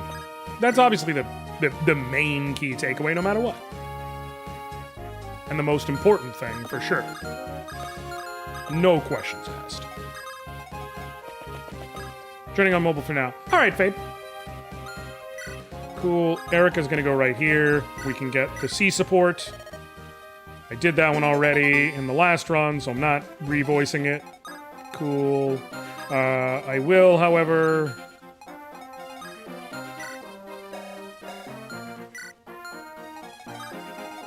Kyle's gonna come right here, holding the steel lance, and Cole's gonna come right here, and Loot is gonna go right here, and Ross is gonna go right here, and Tasha's gonna go right here. Sweet. Just got back from a trip to Canada for... Oh, you went to Canada! How was that?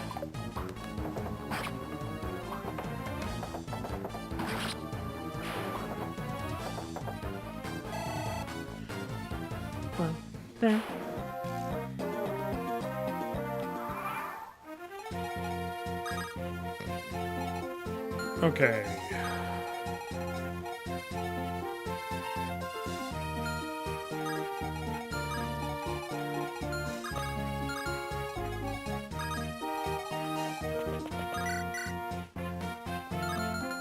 Loot can safely do battle over there.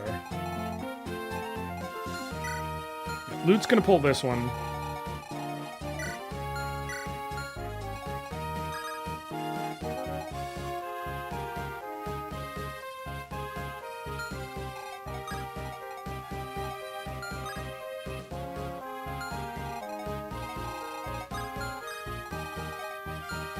Okay, here's how we're gonna do this. Eirika's gonna go right here and hold the line.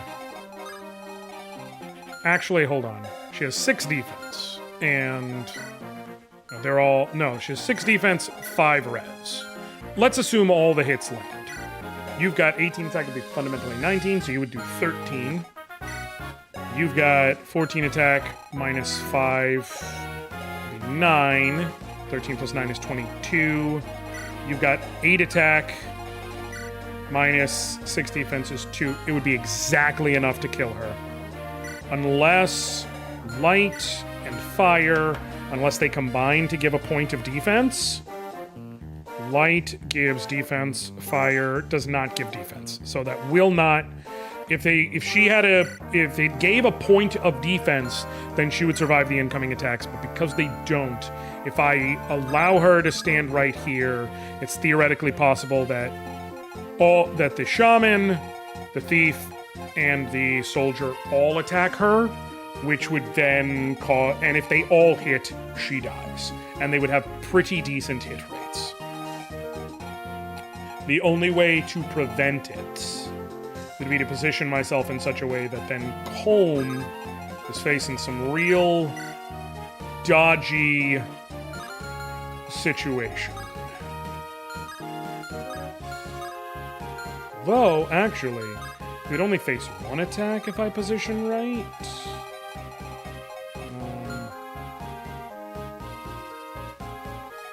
That'd be a big hit no matter what it was, but actually it is possible to safely do what I'm trying to do here. To keep the build the supports formation and not let anybody die.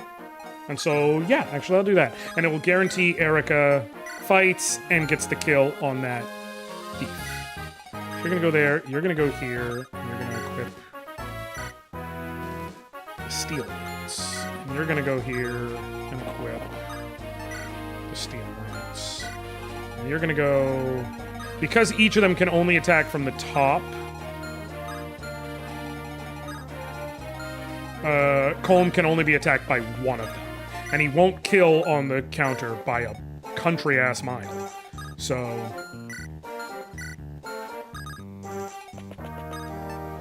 You... No, God, no. God, no. Cool. Alright, and go. So he's gonna step down. He's gonna swing at Colm, probably... Oh, okay, cool. Colm's gonna do literally nothing in response. I needed him to hold the steel sword to even have a chance of damaging. I can have him finish off one of these dudes, but possibly, I should say. Oh, I wanted to steal the lockpick. Alright, well. No free lockpick for me! Loot, show him what the fuck is up. Show him what a real mage looks like.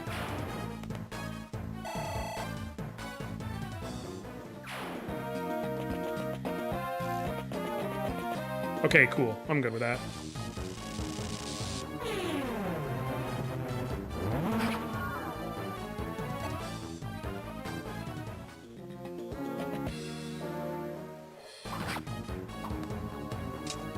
If he doesn't...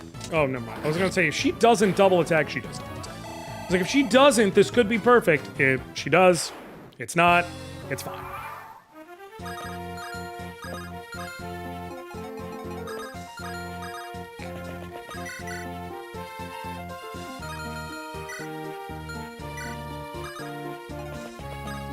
Okay. Boop, boop, boop. Let Luke get the kill here.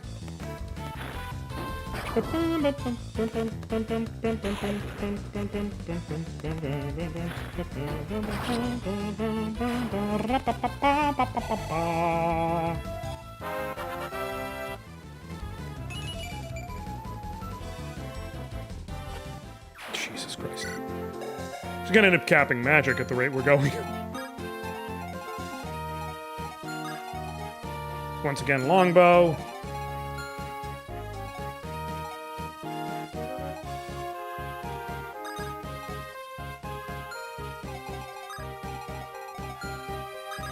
Ephraim can go here and just blot you out of existence real quick.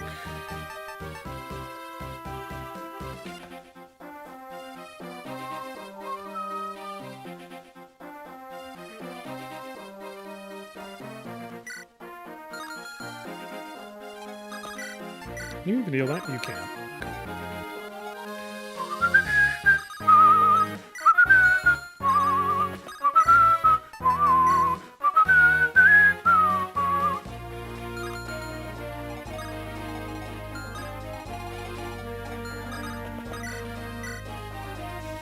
Regan Life, that'll pull you. And you. Okay, they'll all converge on me. He has 4 rolls. You've got 14 attack, you've got 14 attack, you've got 14 attack. If they all hit.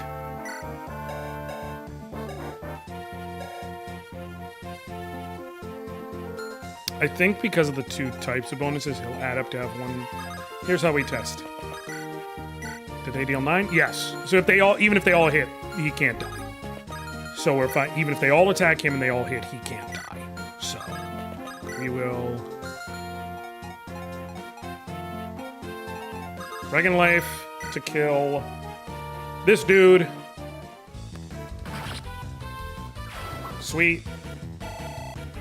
And I can then actually trade the javelin into position for him. Although I kind of don't necessarily want to.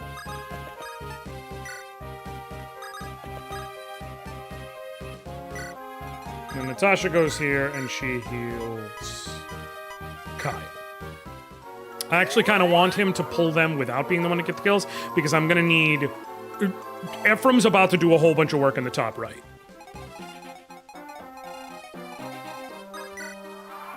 I want Eirika to pick up at least one of these kills, probably also Cole.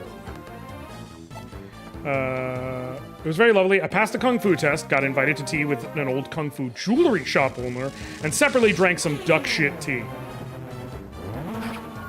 When you say duck shit tea, are you saying, like, the same way someone would be like, oh, this is dog shit? Or are you genuinely actually saying tea made out of duck shit? Because if so, why? Neither.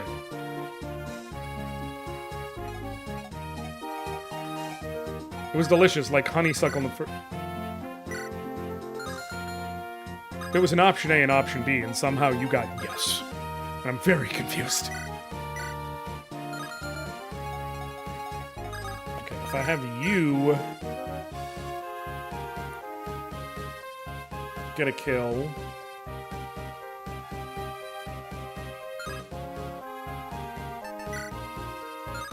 What's his health? 22. If I have you get a kill with the iron sword.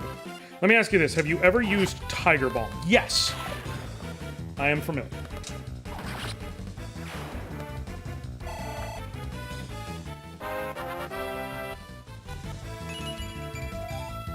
Sweet. Do you think that's made from tiger? Yes. Next question. I just assumed that it was made via tigers. The idea that it's not is very confusing to me. It's also funny to pretend I'm stupid. At least sometimes.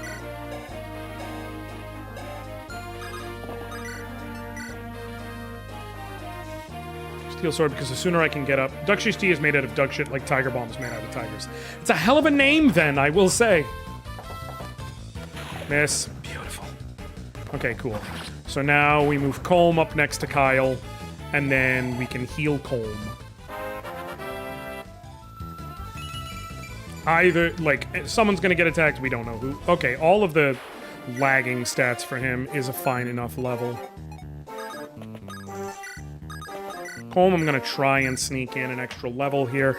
I would like to get at the majority of the non-lords to level 12 and have Ephraim and Eirika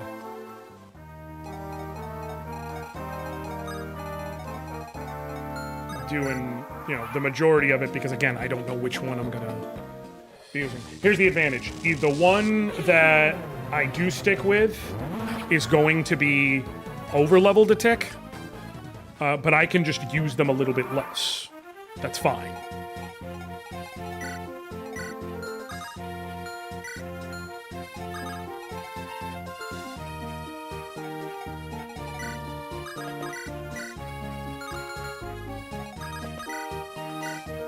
Iron Sword just barely does not get the job done, unfortunately.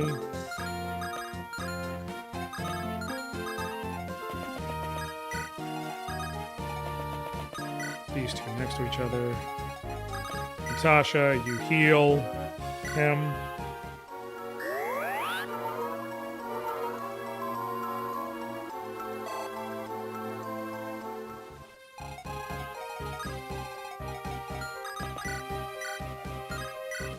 Sword. I'm gonna try and get Colm up to level 12. Ross is one attack away from level 12, so I'm not worried about it. If he levels at the beginning of the next map, it's fine. But Colm to level 12 via taking out that dude and then taking out this archer, or at least just whatever experience he ends up at as a result of, you know, taking out that dude in the archer. And then Ephraim's gonna take out these 5 knights, and or Eirika is actually going to assist with some of the knights because I'm definitely going to need to have Ephraim be the main attacker against Tirado. Him and the Regan Leaf are going to do far and away the best against a lance wielder of high power.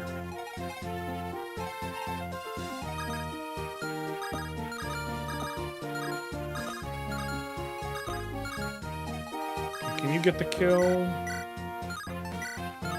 Does he have 22 health? He has 24 health. Cannot quite get the kill, no matter what I do. So, heal him.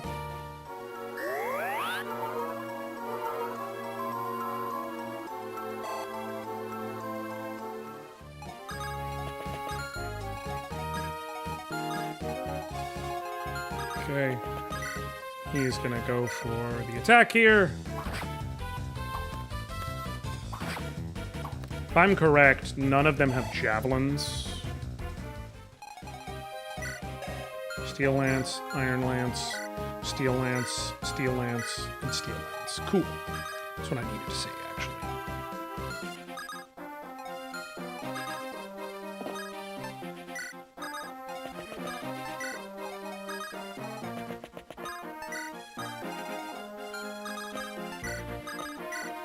Cool. Now that archer's gonna attack. Cool. Colm. I'm going to have get the kill with the iron sword. I like trying to leave my weapons on an even number of uses where possible. It's not because of, like, it's partially, I'm sure, because of OCD kind of stuff, but also, TBH, a good chunk of it is Cole may need that damn power ring I stole. The only other real option is Nahasha, but she's only level 6. And she's only a point behind him.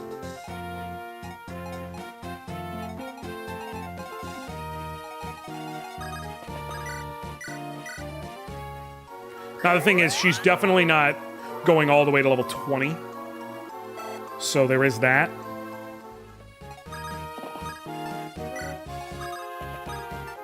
Something like so. Cool.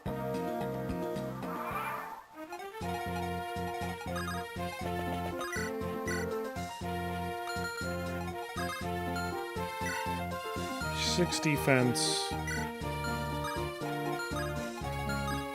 Only 2 of them can reach the steps, so they have 19 attack and 18 attack. That would be 13 and 4. Yeah, no, she can only pull 1 safely.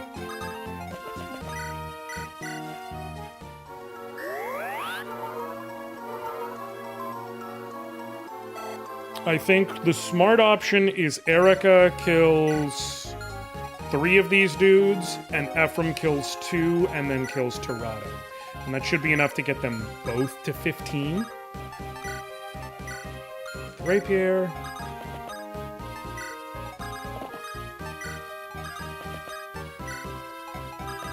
These 2 are just hanging out here while I'm doing this. They're getting free support points. This is why. This is fucking why.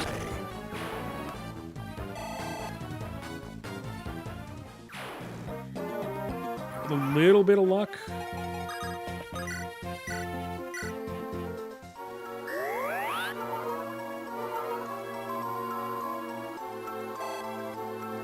Sweet. Awful luck. I mean, she needs help, but awful fucking. Okay, get that. Do you remember what we agreed to last time we talked, Prince Ephraim? Yes. High Command must remain behind the vanguard and let the soldiers fight. And if he tries to take the van, any unit, regardless of rank, may stop him. Yes, exactly. So you do remember it. Yet now, every time I try to lead the charge, my own men stop me. They waste themselves worrying about my safety when their own is at risk. Look, I agreed to your plan at the time, but this is just ridiculous. I'm going to revoke the order. No, Prince. I know I've told you this before, but you have to remember you're the future of Renee. And if we fail because I do not join the battle, we have no future. I do know I bear much responsibility, but I simply must revoke the command. I'm sorry, Prince Ephraim, but I can't allow you to do that. I'm going back to the fight. Make sure you hang back, sire. Go on. Blasted Kyle. I know that he's simply concerned about me. Come to think of it, he's always been like that. I can't recall a moment when he hasn't been overly worried about me. But that order really needs to go. Okay, cool. Did y'all... Nope. Cool. Alright. Eirika's gonna pull one more. If she gets a dodge, it would actually be really nice. Because then I can... Sweet! Because then I can just move her one step forward, I believe, and pull her third.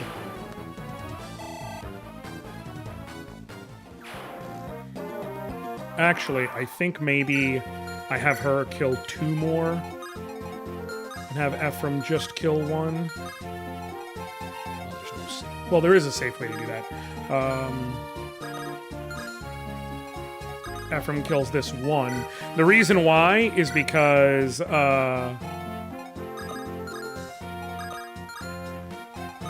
that should get her to level 15, and then Ephraim can separately do things. Nuzlocke, you mean playing the game normally? I mean, if you want to be pedantic, yes, except no. Like, a lot of people have come in, like, have said, like, oh, so you just mean an Iron Man run. Well, no, because traditionally a Nuzlocke is just an is not just you, like, when Pokemon die, they're dead. There's also the secondary portion, which is whenever you come to a new route, you can only catch the first Pokemon you get in a route. So, whenever I come to a new chapter, I am allowed to roll from the list of possible recruits in that chapter, and I'm allowed to only use one of them. I can recruit all of them, I can take their inventory. I can specifically use them later to recruit someone else, so that I'm not missing out on recruits later, and that is the sum total of what I'm allowed to do with them. I cannot rescue bot with them. I cannot bait hits. I cannot go grab items from villages. Like, if I can't use them, I can't use them. So I only get 1 catch per route. And it does not reload every map with all the previous units. If I miss a catch, I miss a catch. If you don't catch Rattata on Route 1, you're not allowed to, if you miss on Route 2, just go back and get a Rattata if you decide. So that's why I'm using the units I'm using, because those are the ones I rolled to be able to use. Oh my god, this is such a brutal fucking Eirika. In the best way possible.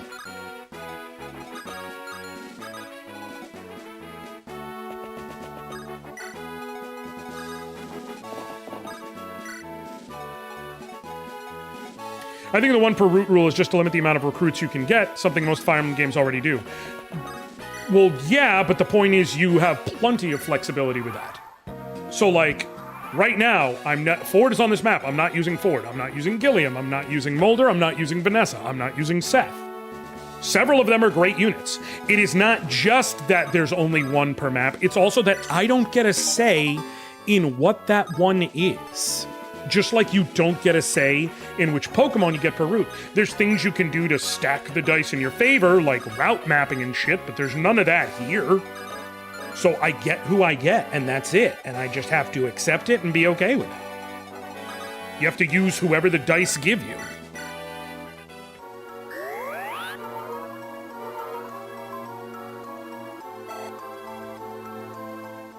Like, yes, it is to limit the number of Pokemon you get, which is the challenge, but it's not like you can catch 1 of every Mon available per route. You have to accept whatever you get.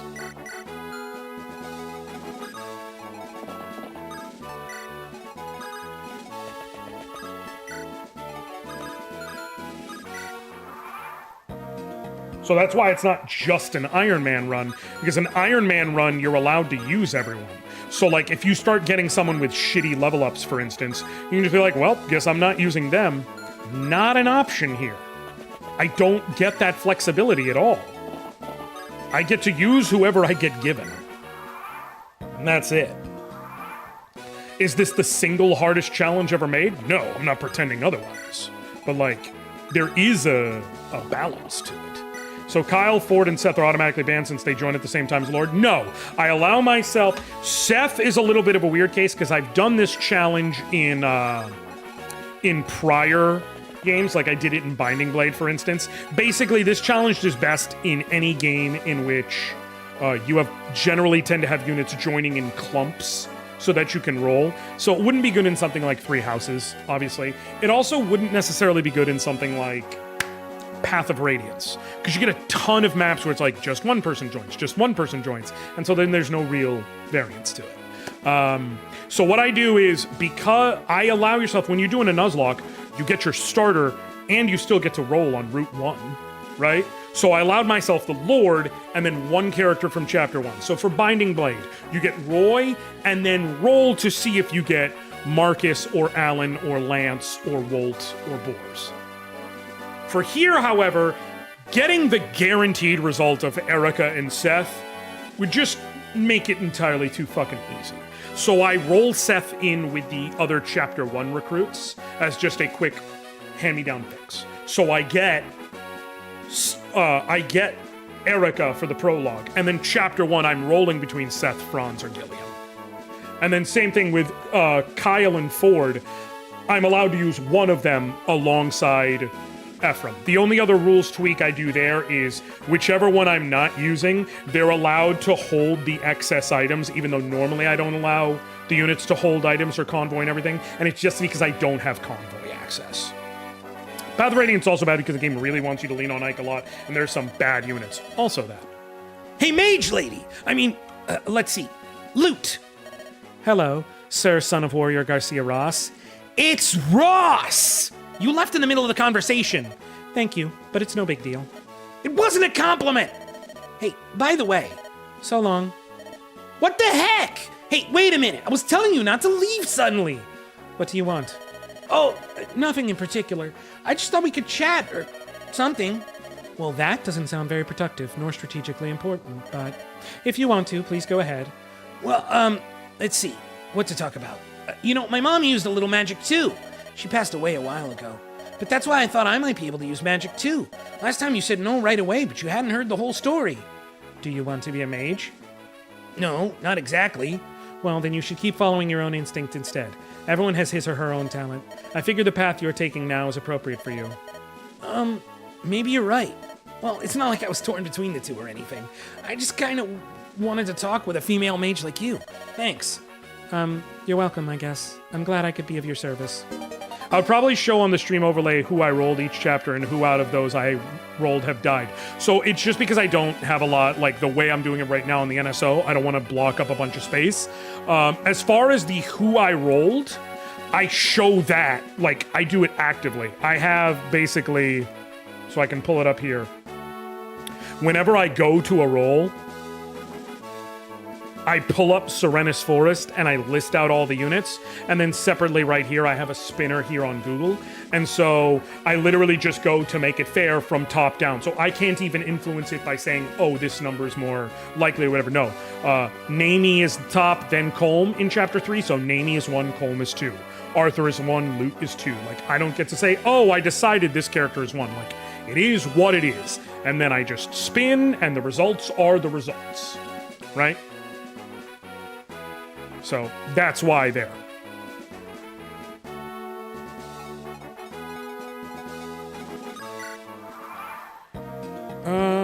Okay, you have a javelin? Yes. I would probably rather face down a javelin response than anything else, but if I move up Kyle, he'll have a better hit rate and a good chance to kill.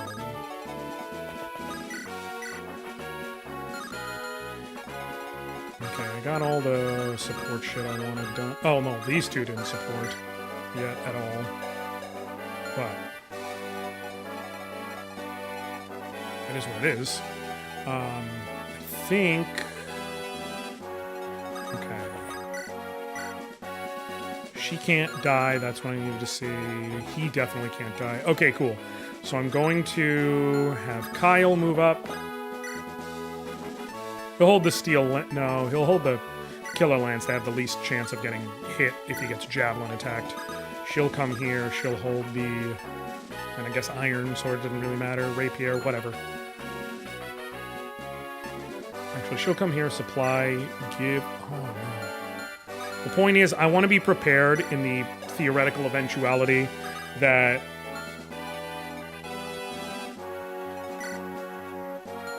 Shit. Well, I can do it next turn. Doesn't matter.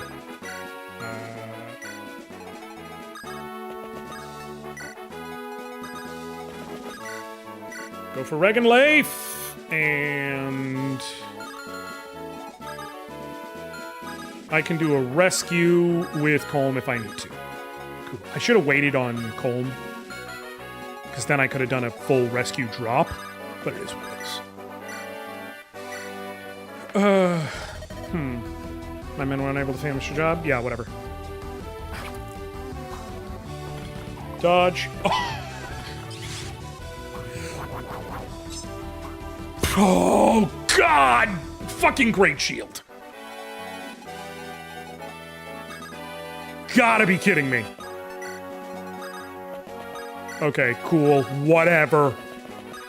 Path such as this pre-promoted is unpromoted stats and leaves for half the game, and this bruiser can never attack at 2 range and spends multiple turns unable to fight.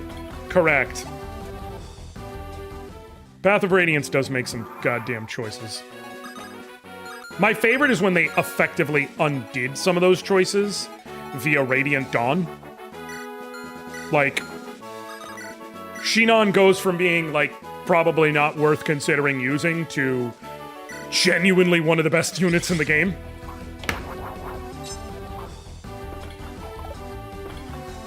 You son of a bitch. Okay, thank you. I was about to get real heated. I was about to get real fucking heated. Like, what do you mean multiple procs? Okay, and again, this is where I allow myself just a little bit of leeway.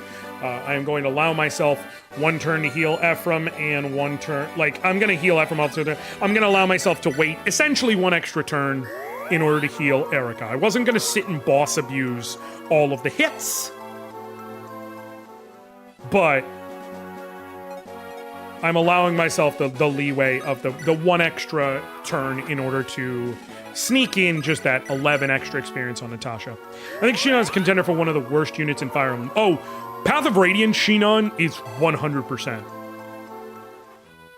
Ironically, like, where it gets funny is, like, Rolf is a worse unit,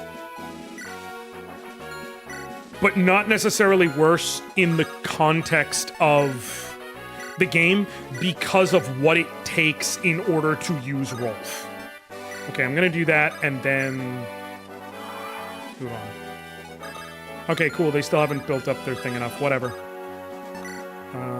I'm doing that because I want to make sure they each have at least enough weaponry so that upon if either one of them ends up as the important, like, here's what I'm gonna do: supply, give the vulnerary, and take an elixir as well.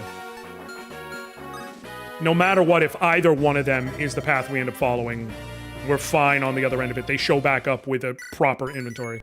So if you don't roll La Rochelle, but you do roll Renac, do you have to pay the 10k gold to recruit him?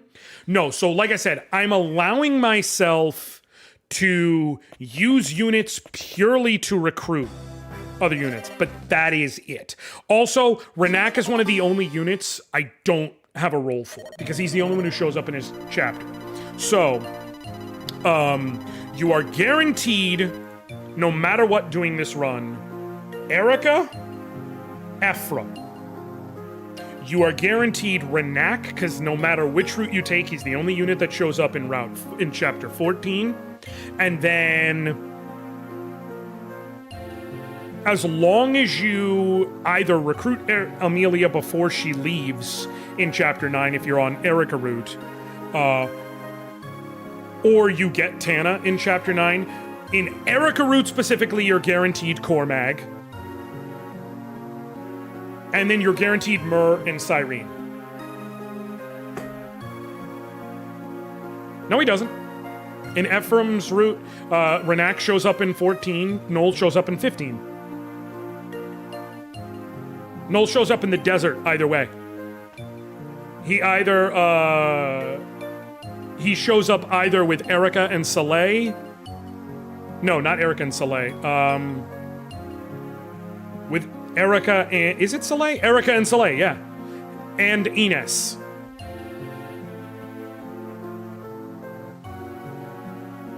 He either shows up with Eirika, Soleil, and Ines, or with Ephraim and Dusel in the desert. And then, like I said, you're guaranteed Myrrh and you're guaranteed Cyrene, because they're the only characters who come in Chapter 16 and Chapter 17. So, I am going to... I also am rolling for the route. So, I'm going to spin that wheel. So, Eirika's route is on top. Ephraim's route is at the bottom. So if I roll a 1, it's Eirika. If I roll a 2, it's Ephraim. Survey says... Oh, we're taking Ephraim's route this time, y'all. Cool beans. This is why I did the work I did. So we're going with Ephraim to Grotto. Wiki says end of 14. I'm guessing it's saying end of 14 because you do have Noel in the battle preps during 15. Like, Noel pops into your... Like, he shows up once you get to battle prep at the beginning of 15, but he does not join in the story of 14 at any given point. He will not join until you go to 15, and then you can pick your characters and change items and all of that, but you would already be in 15 by the time you get there. So going to Ephraim with... I'm gonna have to do Ghost Ship! Okay. Prince Ephraim. Is that you, Seth? I'm almost ready to depart. I'm leaving Eirika in your care. Actually, my lord, we have the honor of riding with you. What? What about Eirika? The princess informs me that she will be accompanied by a Freljin escort. She tells me she does not need a large retinue on such a small ship. I understand, but we must be prepared for anything. I'll be fine, Seth. Please go and attend to Eirika. Lord Ephraim, this is Lady Eirika's wish. She implored us to lend our blades to you on the front lines. She spoke to each of us individually. She knelt before us and beseeched us to go. Her sincerity, her concern... I could not help but be moved by her plea. Eirika. Very well, you'll all come with me. But steel yourselves. This will not be an easy journey. I want only volunteers who are unafraid of meeting death. I'll let the others know. I must tell you, my lord, they're already preparing to depart. They know the risks they're taking, and not a one will be deterred. You should get to chapter 14 before you worry about what you pick. No, correct. I'm just, like, saying I know full well. Ephraim... Noel does not even show up. He shows up in the battle preps during chapter 15. So that might be why it's saying that he's available in chapter 14, because it's before you actually hit the battlefield in 15. But I would count that as chapter 15 because, for instance, it's not like he's in the map and I can go to manage items in between 14 and 15 and count him as a recruit. That was ultimately my point. Okay. So, here's a couple of things. One thing I do is as follows. So we're going to Ephraim's route. That means chapter 9 will either be, which it's the same either way, it will either be Amelia or Tana. That being said, moving beyond that, chapter 10 will either be Cormag or Dusel. Chapter 11 will either be La Rochelle or Dozla on the ship. We'll see. Chapter 12 will either be Marissa or Ewan. 13 will be Garrick or Tethys. 14 is guaranteed to be Renak. 15 will be Noel or Enos. And I get Eirika back then.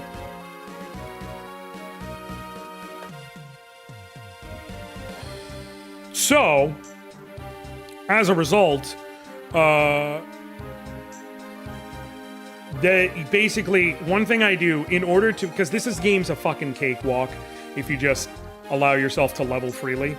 I am allowing myself one Tower of Valmy run. Basically, whatever level I'm on, like, first floor. And one Lagdu Ruins run. And that's it, and I'm not going through Creature Campaign. I am, however, going to save those. Ewan is the possible recruit for Chapter 12, so I'm going to save those for Chapter 12. If I pull either Amelia and or Ewan, that's going to be one of the best ways to get them caught up with everybody else.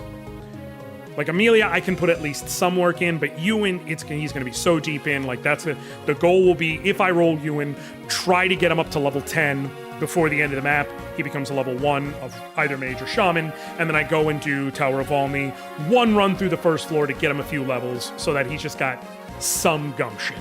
You know what I mean? Other than that, I'm going to avoid doing free leveling and things like that. I think if you limit an unrolled character's usage to the chapter they're recruited on, you can still recruit every character you roll. Generally, but not necessarily. So basically, I'm only going to go out of my way to use someone else if there's like essentially the only one that would matter is really like the La Rochelle for Renac one, and even then I would probably end up I would probably pay the 9,980 gold just either way.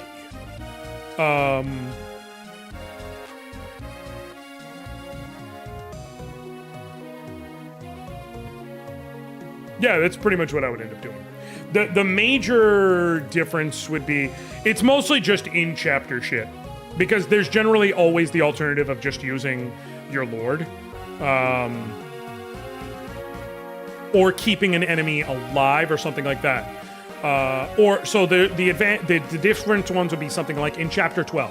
If I roll Marissa, I'm allowed to use Ewan instead of having to keep her alive all map, because that'll allow me to use her during that map.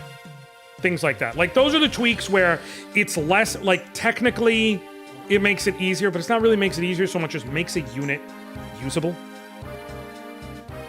a little bit sooner. And again, part of it is challenge, part of it is balancing with having fun, which is what I'm doing. I'm trying to flex, like, my ability to use this random assortment of units that I'm being given and make lemonade out of lemons. You know what I mean? That's kind of the whole point. Okay, here's the thing. I've been going for 3 hours and change because I streamed the Fire Emblem Fortune's Weave Direct, which I'm very excited about, obviously. So, I am going to cut off here. I will be back. Will I be back tomorrow? What's today? Tuesday? I don't think I'll be back tomorrow. Possibly, I may be able to do something in the afternoon, and if so, cool. If not, I will be back probably not until Friday. Tomorrow is a maybe. Thursday, I know I'm going to be working literally all day. And then I'm doing the Maximum Hearts podcast with my friends Thursday evening. But Friday, for sure, I will be back. And we will continue from here. I will get everything I can prepped on this file in terms of, like, managing the items. In fact, what I will do, just because it makes me feel better, is I'm going to go get into this combat. It's just my OCD. Cool. Pick units.